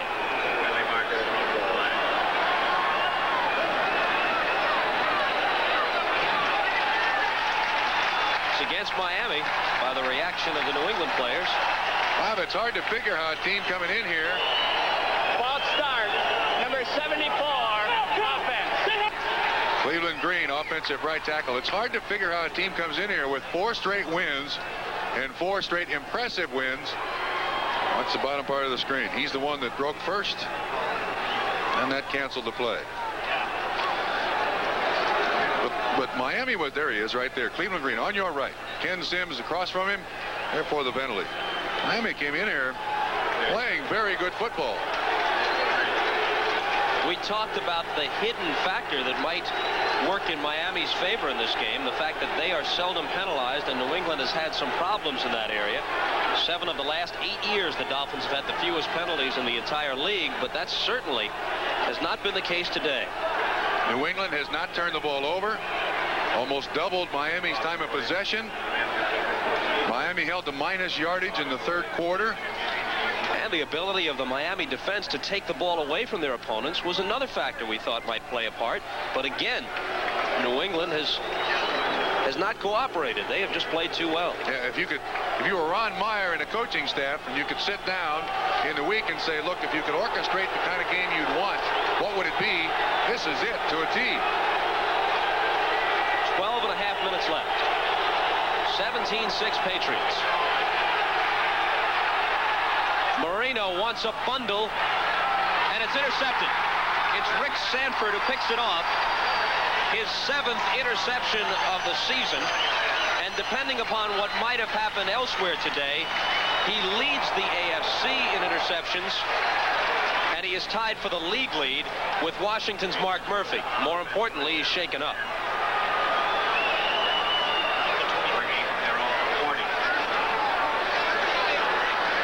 Well, this is full trajectory. He's got a gun. Looking after Rick Sanford. 1776. Who took a hit after making the interception. As it turns out, field position-wise, it's about the same, maybe even better.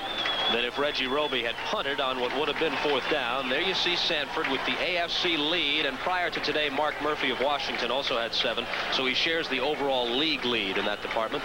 Let me make this comment about Sanford. This turf in New England is one of the hardest surfaces these players will play on.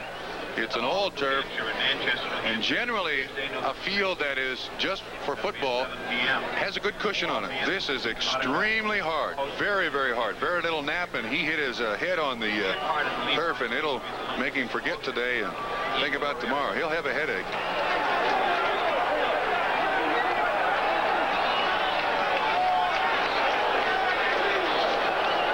There'll be 49 headaches on the plane back to Miami.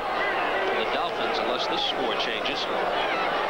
Tony Collins gets a couple, maybe 3 on 1st down, but the clock running. 12 minutes and 10 seconds remaining. Pittsburgh at halftime increases their lead to 17-6. Cliff Stout to Calvin Sweeney, 7 yards for a score with 16 seconds to play before halftime. And Chicago with the lead in the 4th over Philadelphia. If the Steelers win at Baltimore, that'll be their 7th victory in a row. He pushed them to 9-2.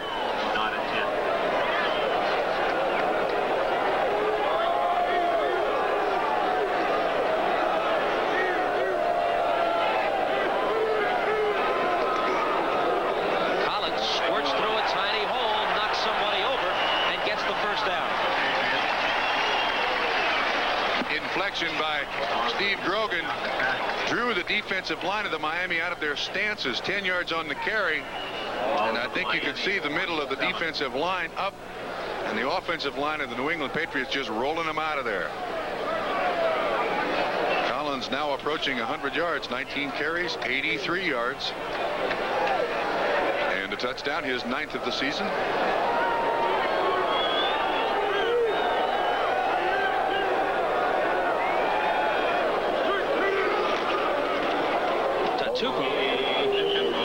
And he gets virtually nothing.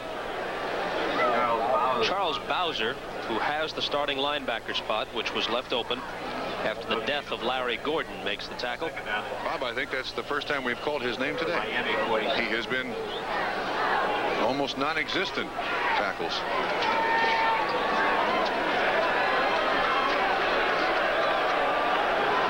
Second and 10, and we're down to 10 minutes and 20 seconds left.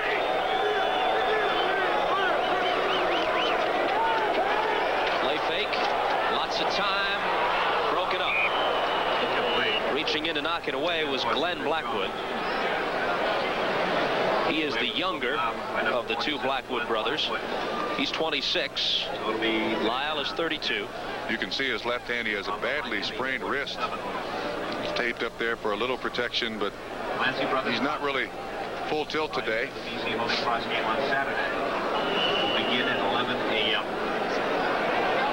New England 17, Miami 6. 10 minutes, 16 seconds remaining now. 3rd and 10 from the 47-yard line.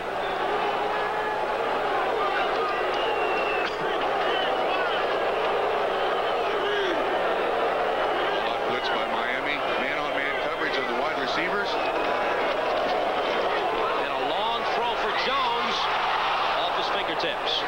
Cedric Jones covered on the play by William Judson. I will tell you, that ball was on the money by Steve Grogan. Well, the last time Camarillo kicked from this general area on the field, he put it out of bounds inside the 5.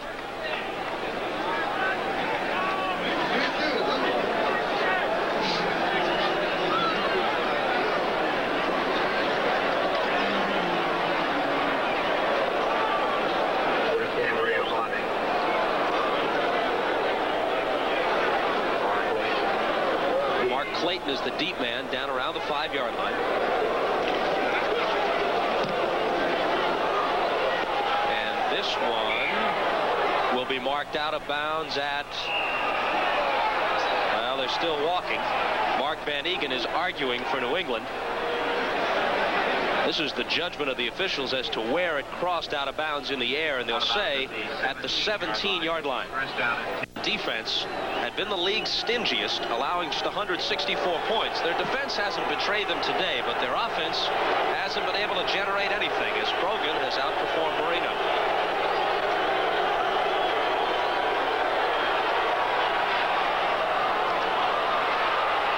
The catch made by the tight end Dan Johnson, and Johnson is out to the 29-yard line.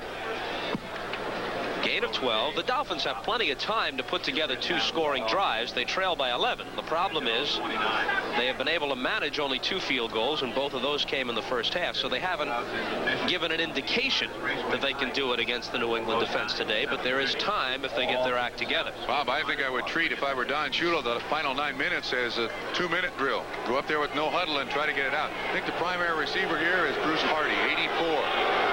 He's in motion. The catch is made by Duper. Marino's pass complete. Mark Duper, a little guy at 5'9", about 185 pounds. They get exactly 10 on the play. Reason I mentioned that, when Woody Bennett, 34, came into the huddle, he said something to Bruce Hardy, and it looked like it was going to be a screen to the tight end because he was going that way in motion. But now 8:57 left, and you got to start thinking about just going with a 2-minute hurry-up offense here. Duper of late has been drawing double coverage. Marino, incomplete, intended for Nat Moore. Moore had the big week against San Francisco last Sunday, catching 6 passes, 2 of them for touchdowns, while Duper was being double covered.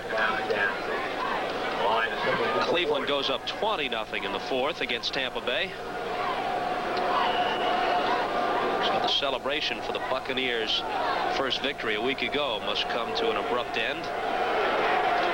Marino is 11 for 26. He's had 1 picked off, 114 yards. Blitz by New England. But he gets it away deep, and he's got his man open, but it's over his head. Duriel Harris, who has seen limited action today, was beyond the secondary, and Marino heaved it too long. Harris has been in Don Shula's doghouse. As you can see, he beats Lippett. He's wide open and just a little bit overthrown. Fred Marion was arriving on the scene later, number 31. He's replaced Sanford at the free safety spot. But had it been on target, it could have been 6.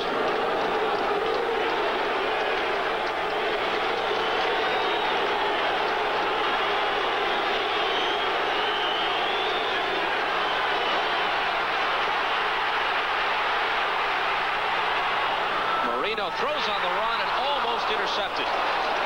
Ray Claiborne had it for a moment.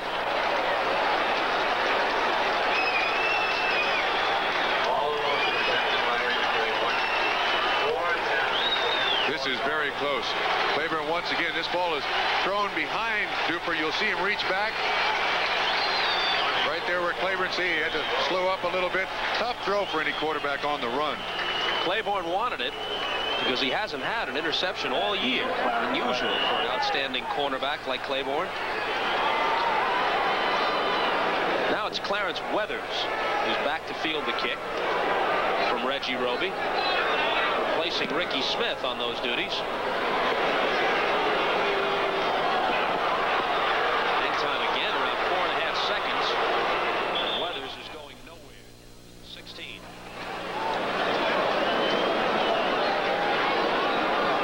Punt by Roby, 43 yards, and a loss of 1 on the attempted return. Coming up Friday night, November 25th, another primetime boxing special. Again, it involves Larry Holmes. He's now 44-0. He goes against Marvis Frazier, who's also unbeaten, but with very limited experience.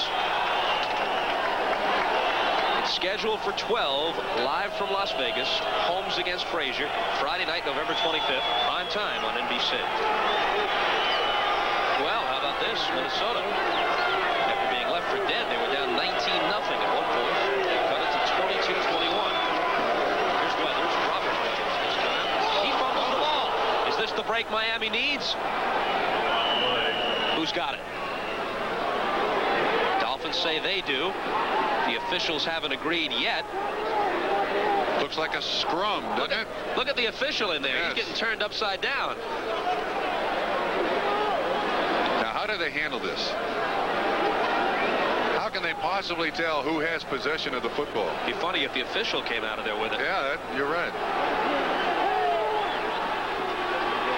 They have to very delicately remove the players. Miami ball. To give those officials helmets. I'd say he was in a precarious spot.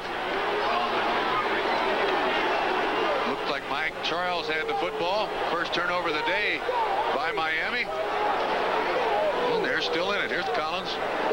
Looks like the ball is stripped away. 59 Brodzinski gets his hand on it, and the ball is in the air.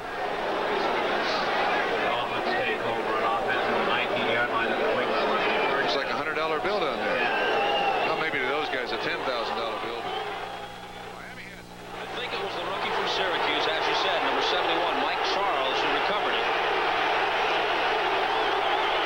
8:08 left. Nathan gets 4 to the 15-yard line. It was the field judge, Bill O'Brien, who was standing on his head. And in a humorous, but at the same time, kind of dangerous position in that pile for a while. He'll get some kidding about that.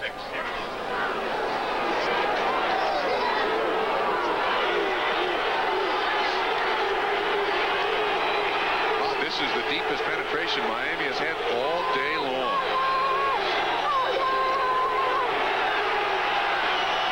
Marino drills it into a crowd intended for Nat Moore, but it's broken up.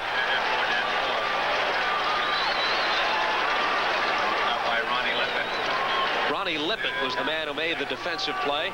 So now it's 3rd and 6. Lippett has played outstanding football today. This is a touchdown situation. You can't go for 3 points here. You got 2 downs. 7:29 left. Deepest penetration. Must get it in the end zone. Marino has missed his last 4 straight passes. So 3rd and 6 from the 15. New England showing blitz. Here they come. Marino gets rid of it. They're going to be just shy of the first down. Joe Rose is tackled at the 10, and they'll go for it now on 4th and 1. Roland James made the stop. Roland James on the tackle. What a wild one this is. Neil O'Donoghue has kicked a field goal to give the Cardinals the lead in the 4th, 31-28. Well, the Dolphins certainly want to hang on to the football in this situation.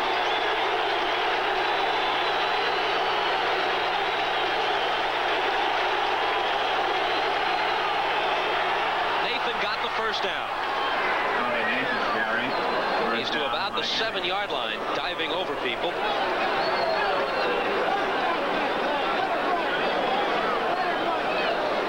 Just over 6.5 minutes remaining. So if they score here, they'll be in a position where all the earlier sins can be forgiven. They'll have another chance to get the ball back and maybe pull it out. It would be a miraculous turnaround for what little they've been able to accomplish today to make this game close.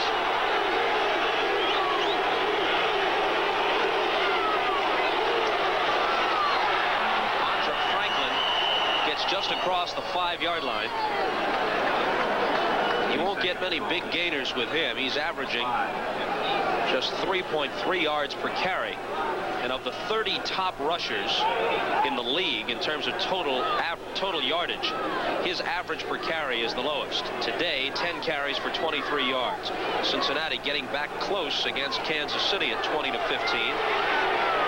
Anderson and Chris Collinsworth for a touchdown. They have about 4 minutes to go in that game.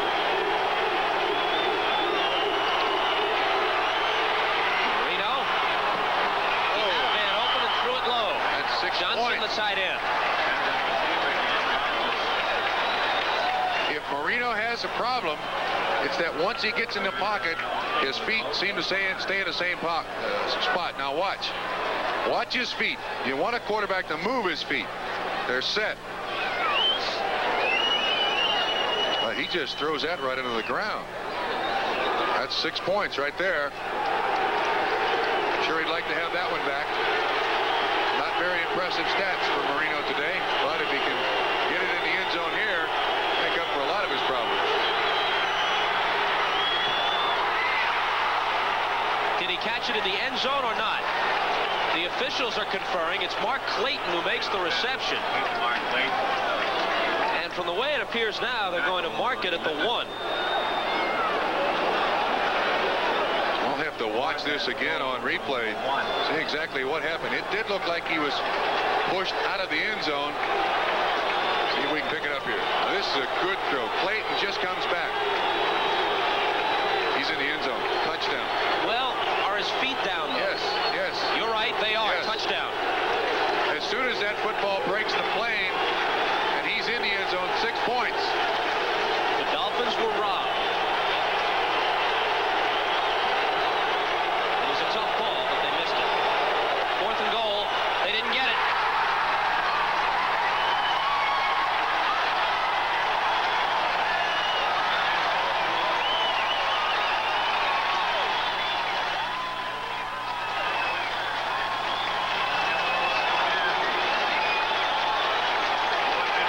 They did this last week against the Buffalo Bills.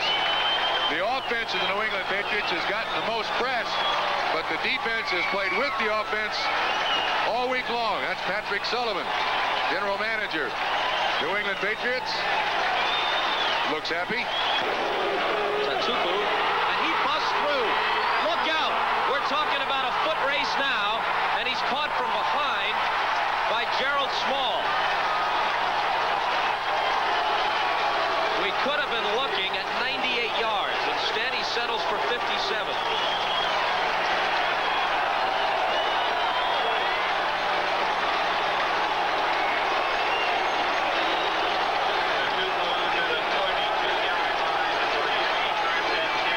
Well, we know who the game ball goes to today for the New England Patriots. They got to give away 5 of them to the offensive line. Now, Mosley's not going to outrun many people, but the job was done at the line of scrimmage.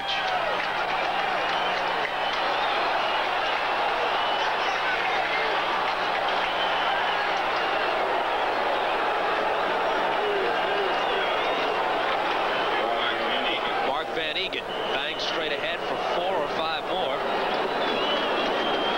And the clock runs with 3:25 to play.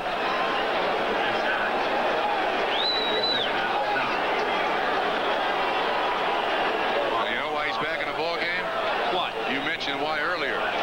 He doesn't seem to ever fumble the football. He's got great upper body strength. Cleveland 20-0 over Tampa Bay. So Cleveland goes to 6-5 and Tampa Bay to 1-10. The Jets and Buffalo could be heading for overtime. Well, they still have about 8 minutes to go in that 4th quarter at Shea Stadium.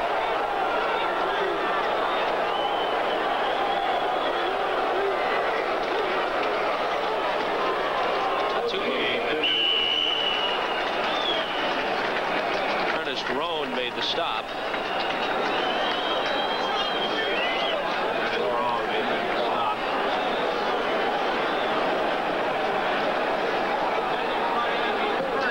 Miami calls a timeout. They have 2 left, and the clock shows 2:42.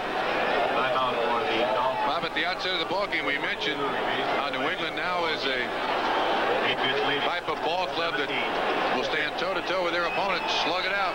They used to be a finesse team, and what they do to their opponent is basically take the steam out of them. Emotionally, psychologically, New England has controlled this game from the outset. And here's the catch ruled not a touchdown. Don't forget next Sunday, November 20th. Now, it appears to me we have a bad angle. The ball is over the end line right there.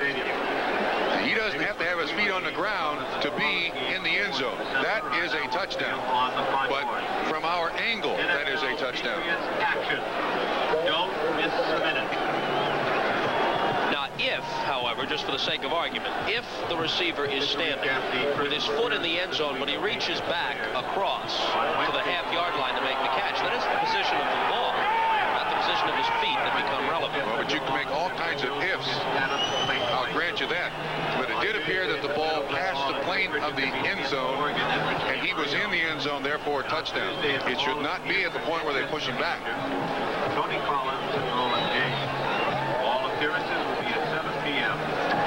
In any event, where the ball was ultimately spotted was further back than any possible interpretation of that replay. Yeah, now you take the forward progress of any ball carrier.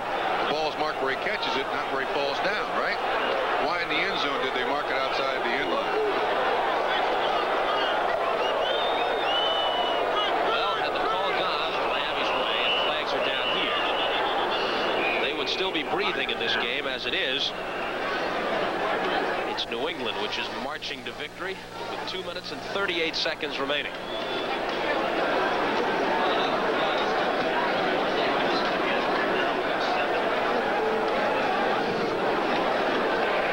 False start, number 88, offense. We have some assistance here from the NFL office. Is Art McNally, the supervisor of officials. He's saying that unless the receiver had his second foot down, it does not count as a reception.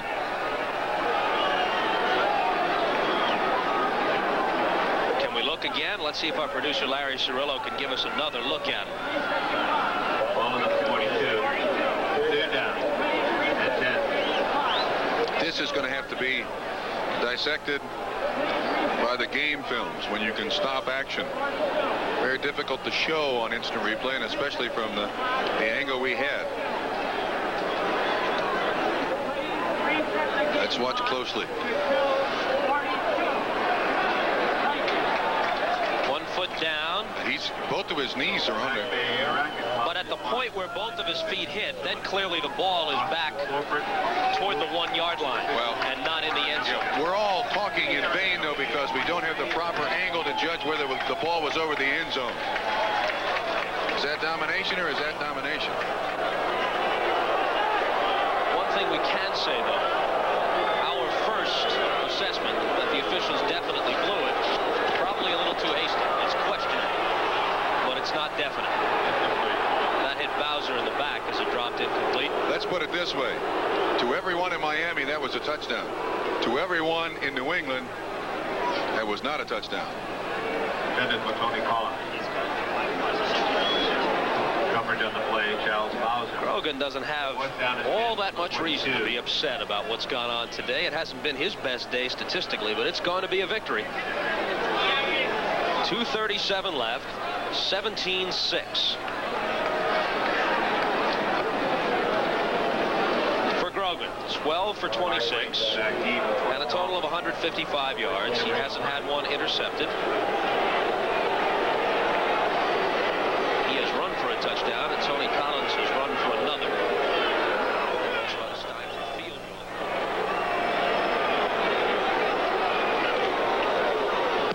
Camarillo angling for the corner. It's fielded at the 5-yard line by Clayton.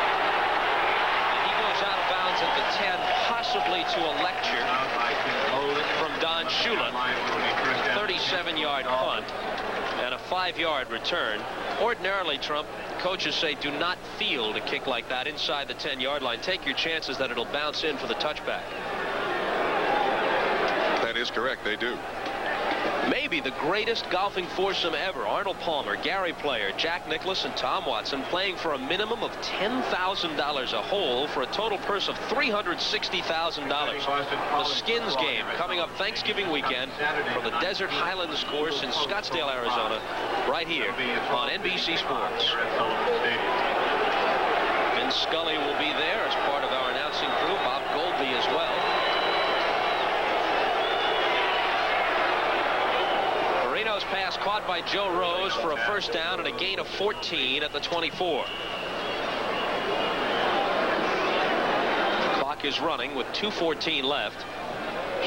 They'll get off at least one more play before the 2-minute warning.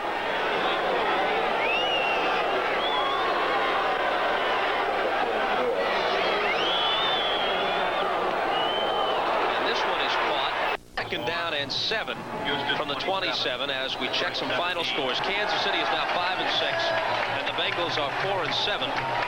And Chicago goes to 4-7, as does Philadelphia with this result. Another final, Cincinnati 20. They just flashed on the scoreboard that Houston won, too.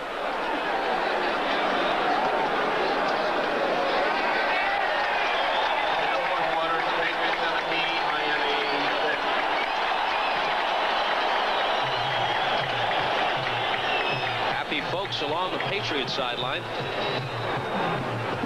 Scoreboard here in New England put up a Cincinnati victory over Kansas City, but our score had it the other way around. And they assure us from the truck, we are right. Kansas City was a winner. Kansas City won it 20-15.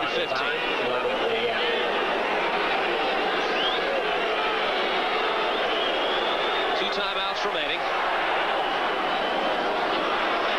Joe Rose caught it, then couldn't hold it. No catch. Could have been a long gainer. Looked like it would be.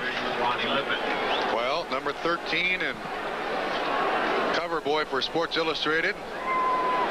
Not his. Fourth quarter, it's Buffalo 17. Well, it's about time. Houston beats Detroit by 10. Was that 17 games in a row they had lost? They'd gone back to last season before the strike, right? Yeah, I think it was 17 in a row they'd lost. I think they won the last game before the strike, so there were 7 after, and they were 0-10 this year, so that would be 17 straight. 3rd and 7. Boy, was Nat Moore ever upended on that attempted catch. Roland James hit him cleanly, but it hurt. That ball was thrown too high for Moore to make the catch. Appears he's holding his shoulder. Watch this one. This is the price you pay when there is a defense and a prevent and the receiver is stretched out. See if he lands on his right shoulder. Oh. That's one of the reasons why I retired.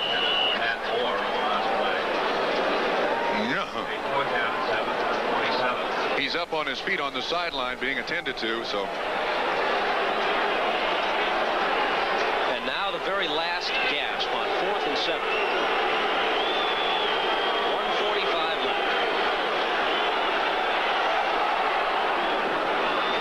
Duper couldn't hold it. Claiborne again. There as the ball reaches the receiver and makes contact. Knocks the ball away. And the victory sealed for the New England Patriots, even though there's 1:38 left. Dan Marino will have better days. Watch this. Claiborne all day long. Contact as the ball is in Duper's hand.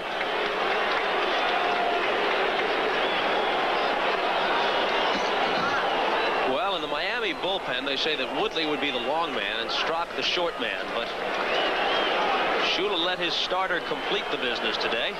Yeah, Marino just never really got on track. You're right. Toward the end, he threw some balls on the money, and they were either dropped or good hits by the New England secondary, separated the receiver from the ball. They just could not establish anything that they could go to time and time again all day long. Conversely, the New England Patriots have been able to run the ball almost at will. Their first down yardage throughout this ball game, and holding the Miami Dolphins to -7 yards rushing in the 3rd quarter. Dolphins use a timeout. They have 1 left. And we can tell you that the executive producer of NBC Sports is Michael Weissman. The coordinating producer of NFL football on NBC is Ted Nathanson. The telecast of today's game has been produced by Larry Cirillo, directed by Harry Coyle, technical director Steve Semino, and associate director Doug Kramer. Thanks, guys. And the brown hat, Billy Sullivan, president and owner of the New England Patriots.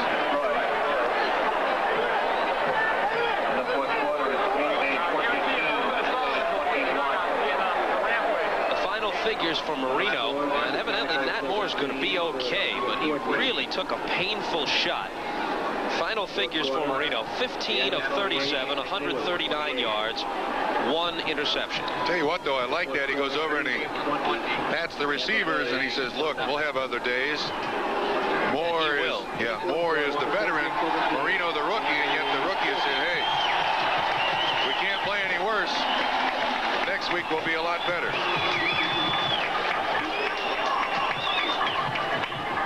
This should be an easy week for Ron Meyer. A good post-game press conference.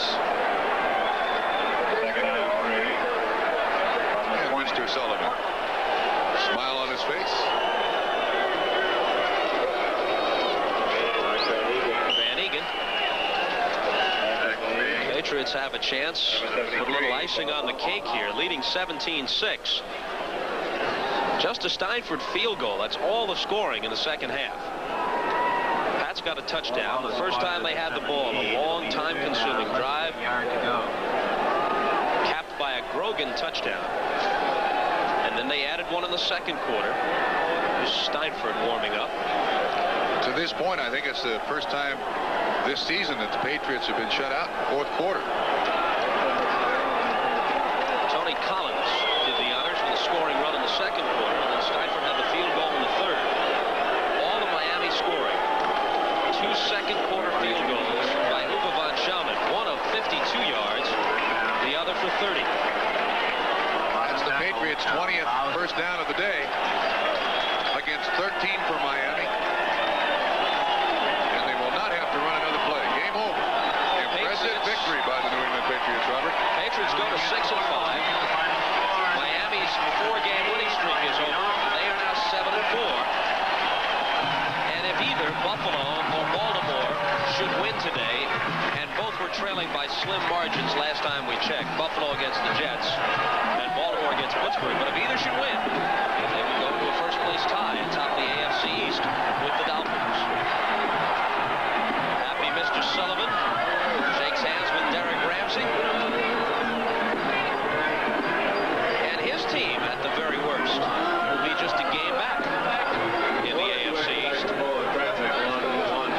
Points are important, but the manner in which the New England Patriots won today is something that'll carry this team for a long time. Yes, sir. On this particular day, you are number one, Mr. Sullivan. On the other side of the coin, long day for Dan Marino. And as you leave the stadium, please Well, it had to happen sometime. The first 5 games after becoming a starter, the kid was all but invincible. Attention to those walking along Route 1. Pedestrians are The smile on his face and the way in which he's greeting his opponents indicate that his demeanor hasn't changed very much, and that's one of the most appealing things about him. He's very self-assured. He believes he can do the job. His teammates have confidence in him, and this defeat today will alter that. He'll be their quarterback next week, and he's going to be a good one. But He's proven that already. Yes, but next week they do play the Baltimore Colts. And they are as good a rushing team as the New England Patriots. And the concern must still be there for Don Shulin trying to stop the good running football teams. With us on the field, the center, Pete Brock, number 58 of the New England Patriots.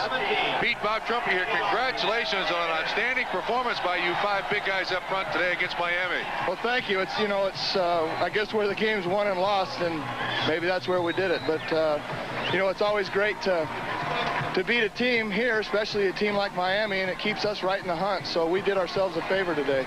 You guys even got Miami to go away from their number 1 offense. In the second half, we saw a lot of 4-man front out of the Dolphins.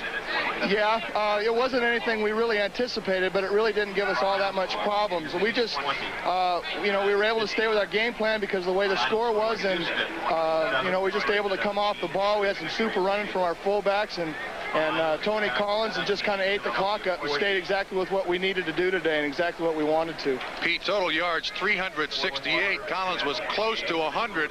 I don't remember when I've seen you guys dominate a line of scrimmage like you did today. Well, I haven't seen the films yet either. I don't feel like I dominated anybody, but it's nice to have those kind of yardage runs up, especially our last 4 or 5 weeks. We've done pretty much what we wanted to. We turned the ball over, and actually we're our worst enemies most of the time, but today we held on to the ball except for the one down here on the 20 and did exactly what we needed to do. I'm thrilled to death. Yeah, well, Pete, congratulations. I would imagine when you get in the locker room, you're going to have a game ball. You guys, I believe, deserve it. Thank you very much. Great effort. Thank you. Well, it's good to see those offensive linemen get some credit every now and then. Way to go, Trump. The Cleveland Browns will be coming to Sullivan Stadium to face the New England Patriots. New England is going to be, at worst, a game back of Miami. Now, they might find themselves, it's possible, they could find themselves a game back of 3 teams in that AFC East race. Here's Tony Collins scoring a touchdown in the second quarter as we look back, and it sets off a unique celebration. But the question, Trump, is this New England team a legitimate contender? Are they a playoff club now, or are they just building toward it? Absolutely, they're a playoff contender because of the manner in which they win. They beat up their opponents at the line of scrimmage. For Bob Trumpy, I'm Bob Costas. There you see the final score. Thank you for being with us from New England today, and so long, everybody.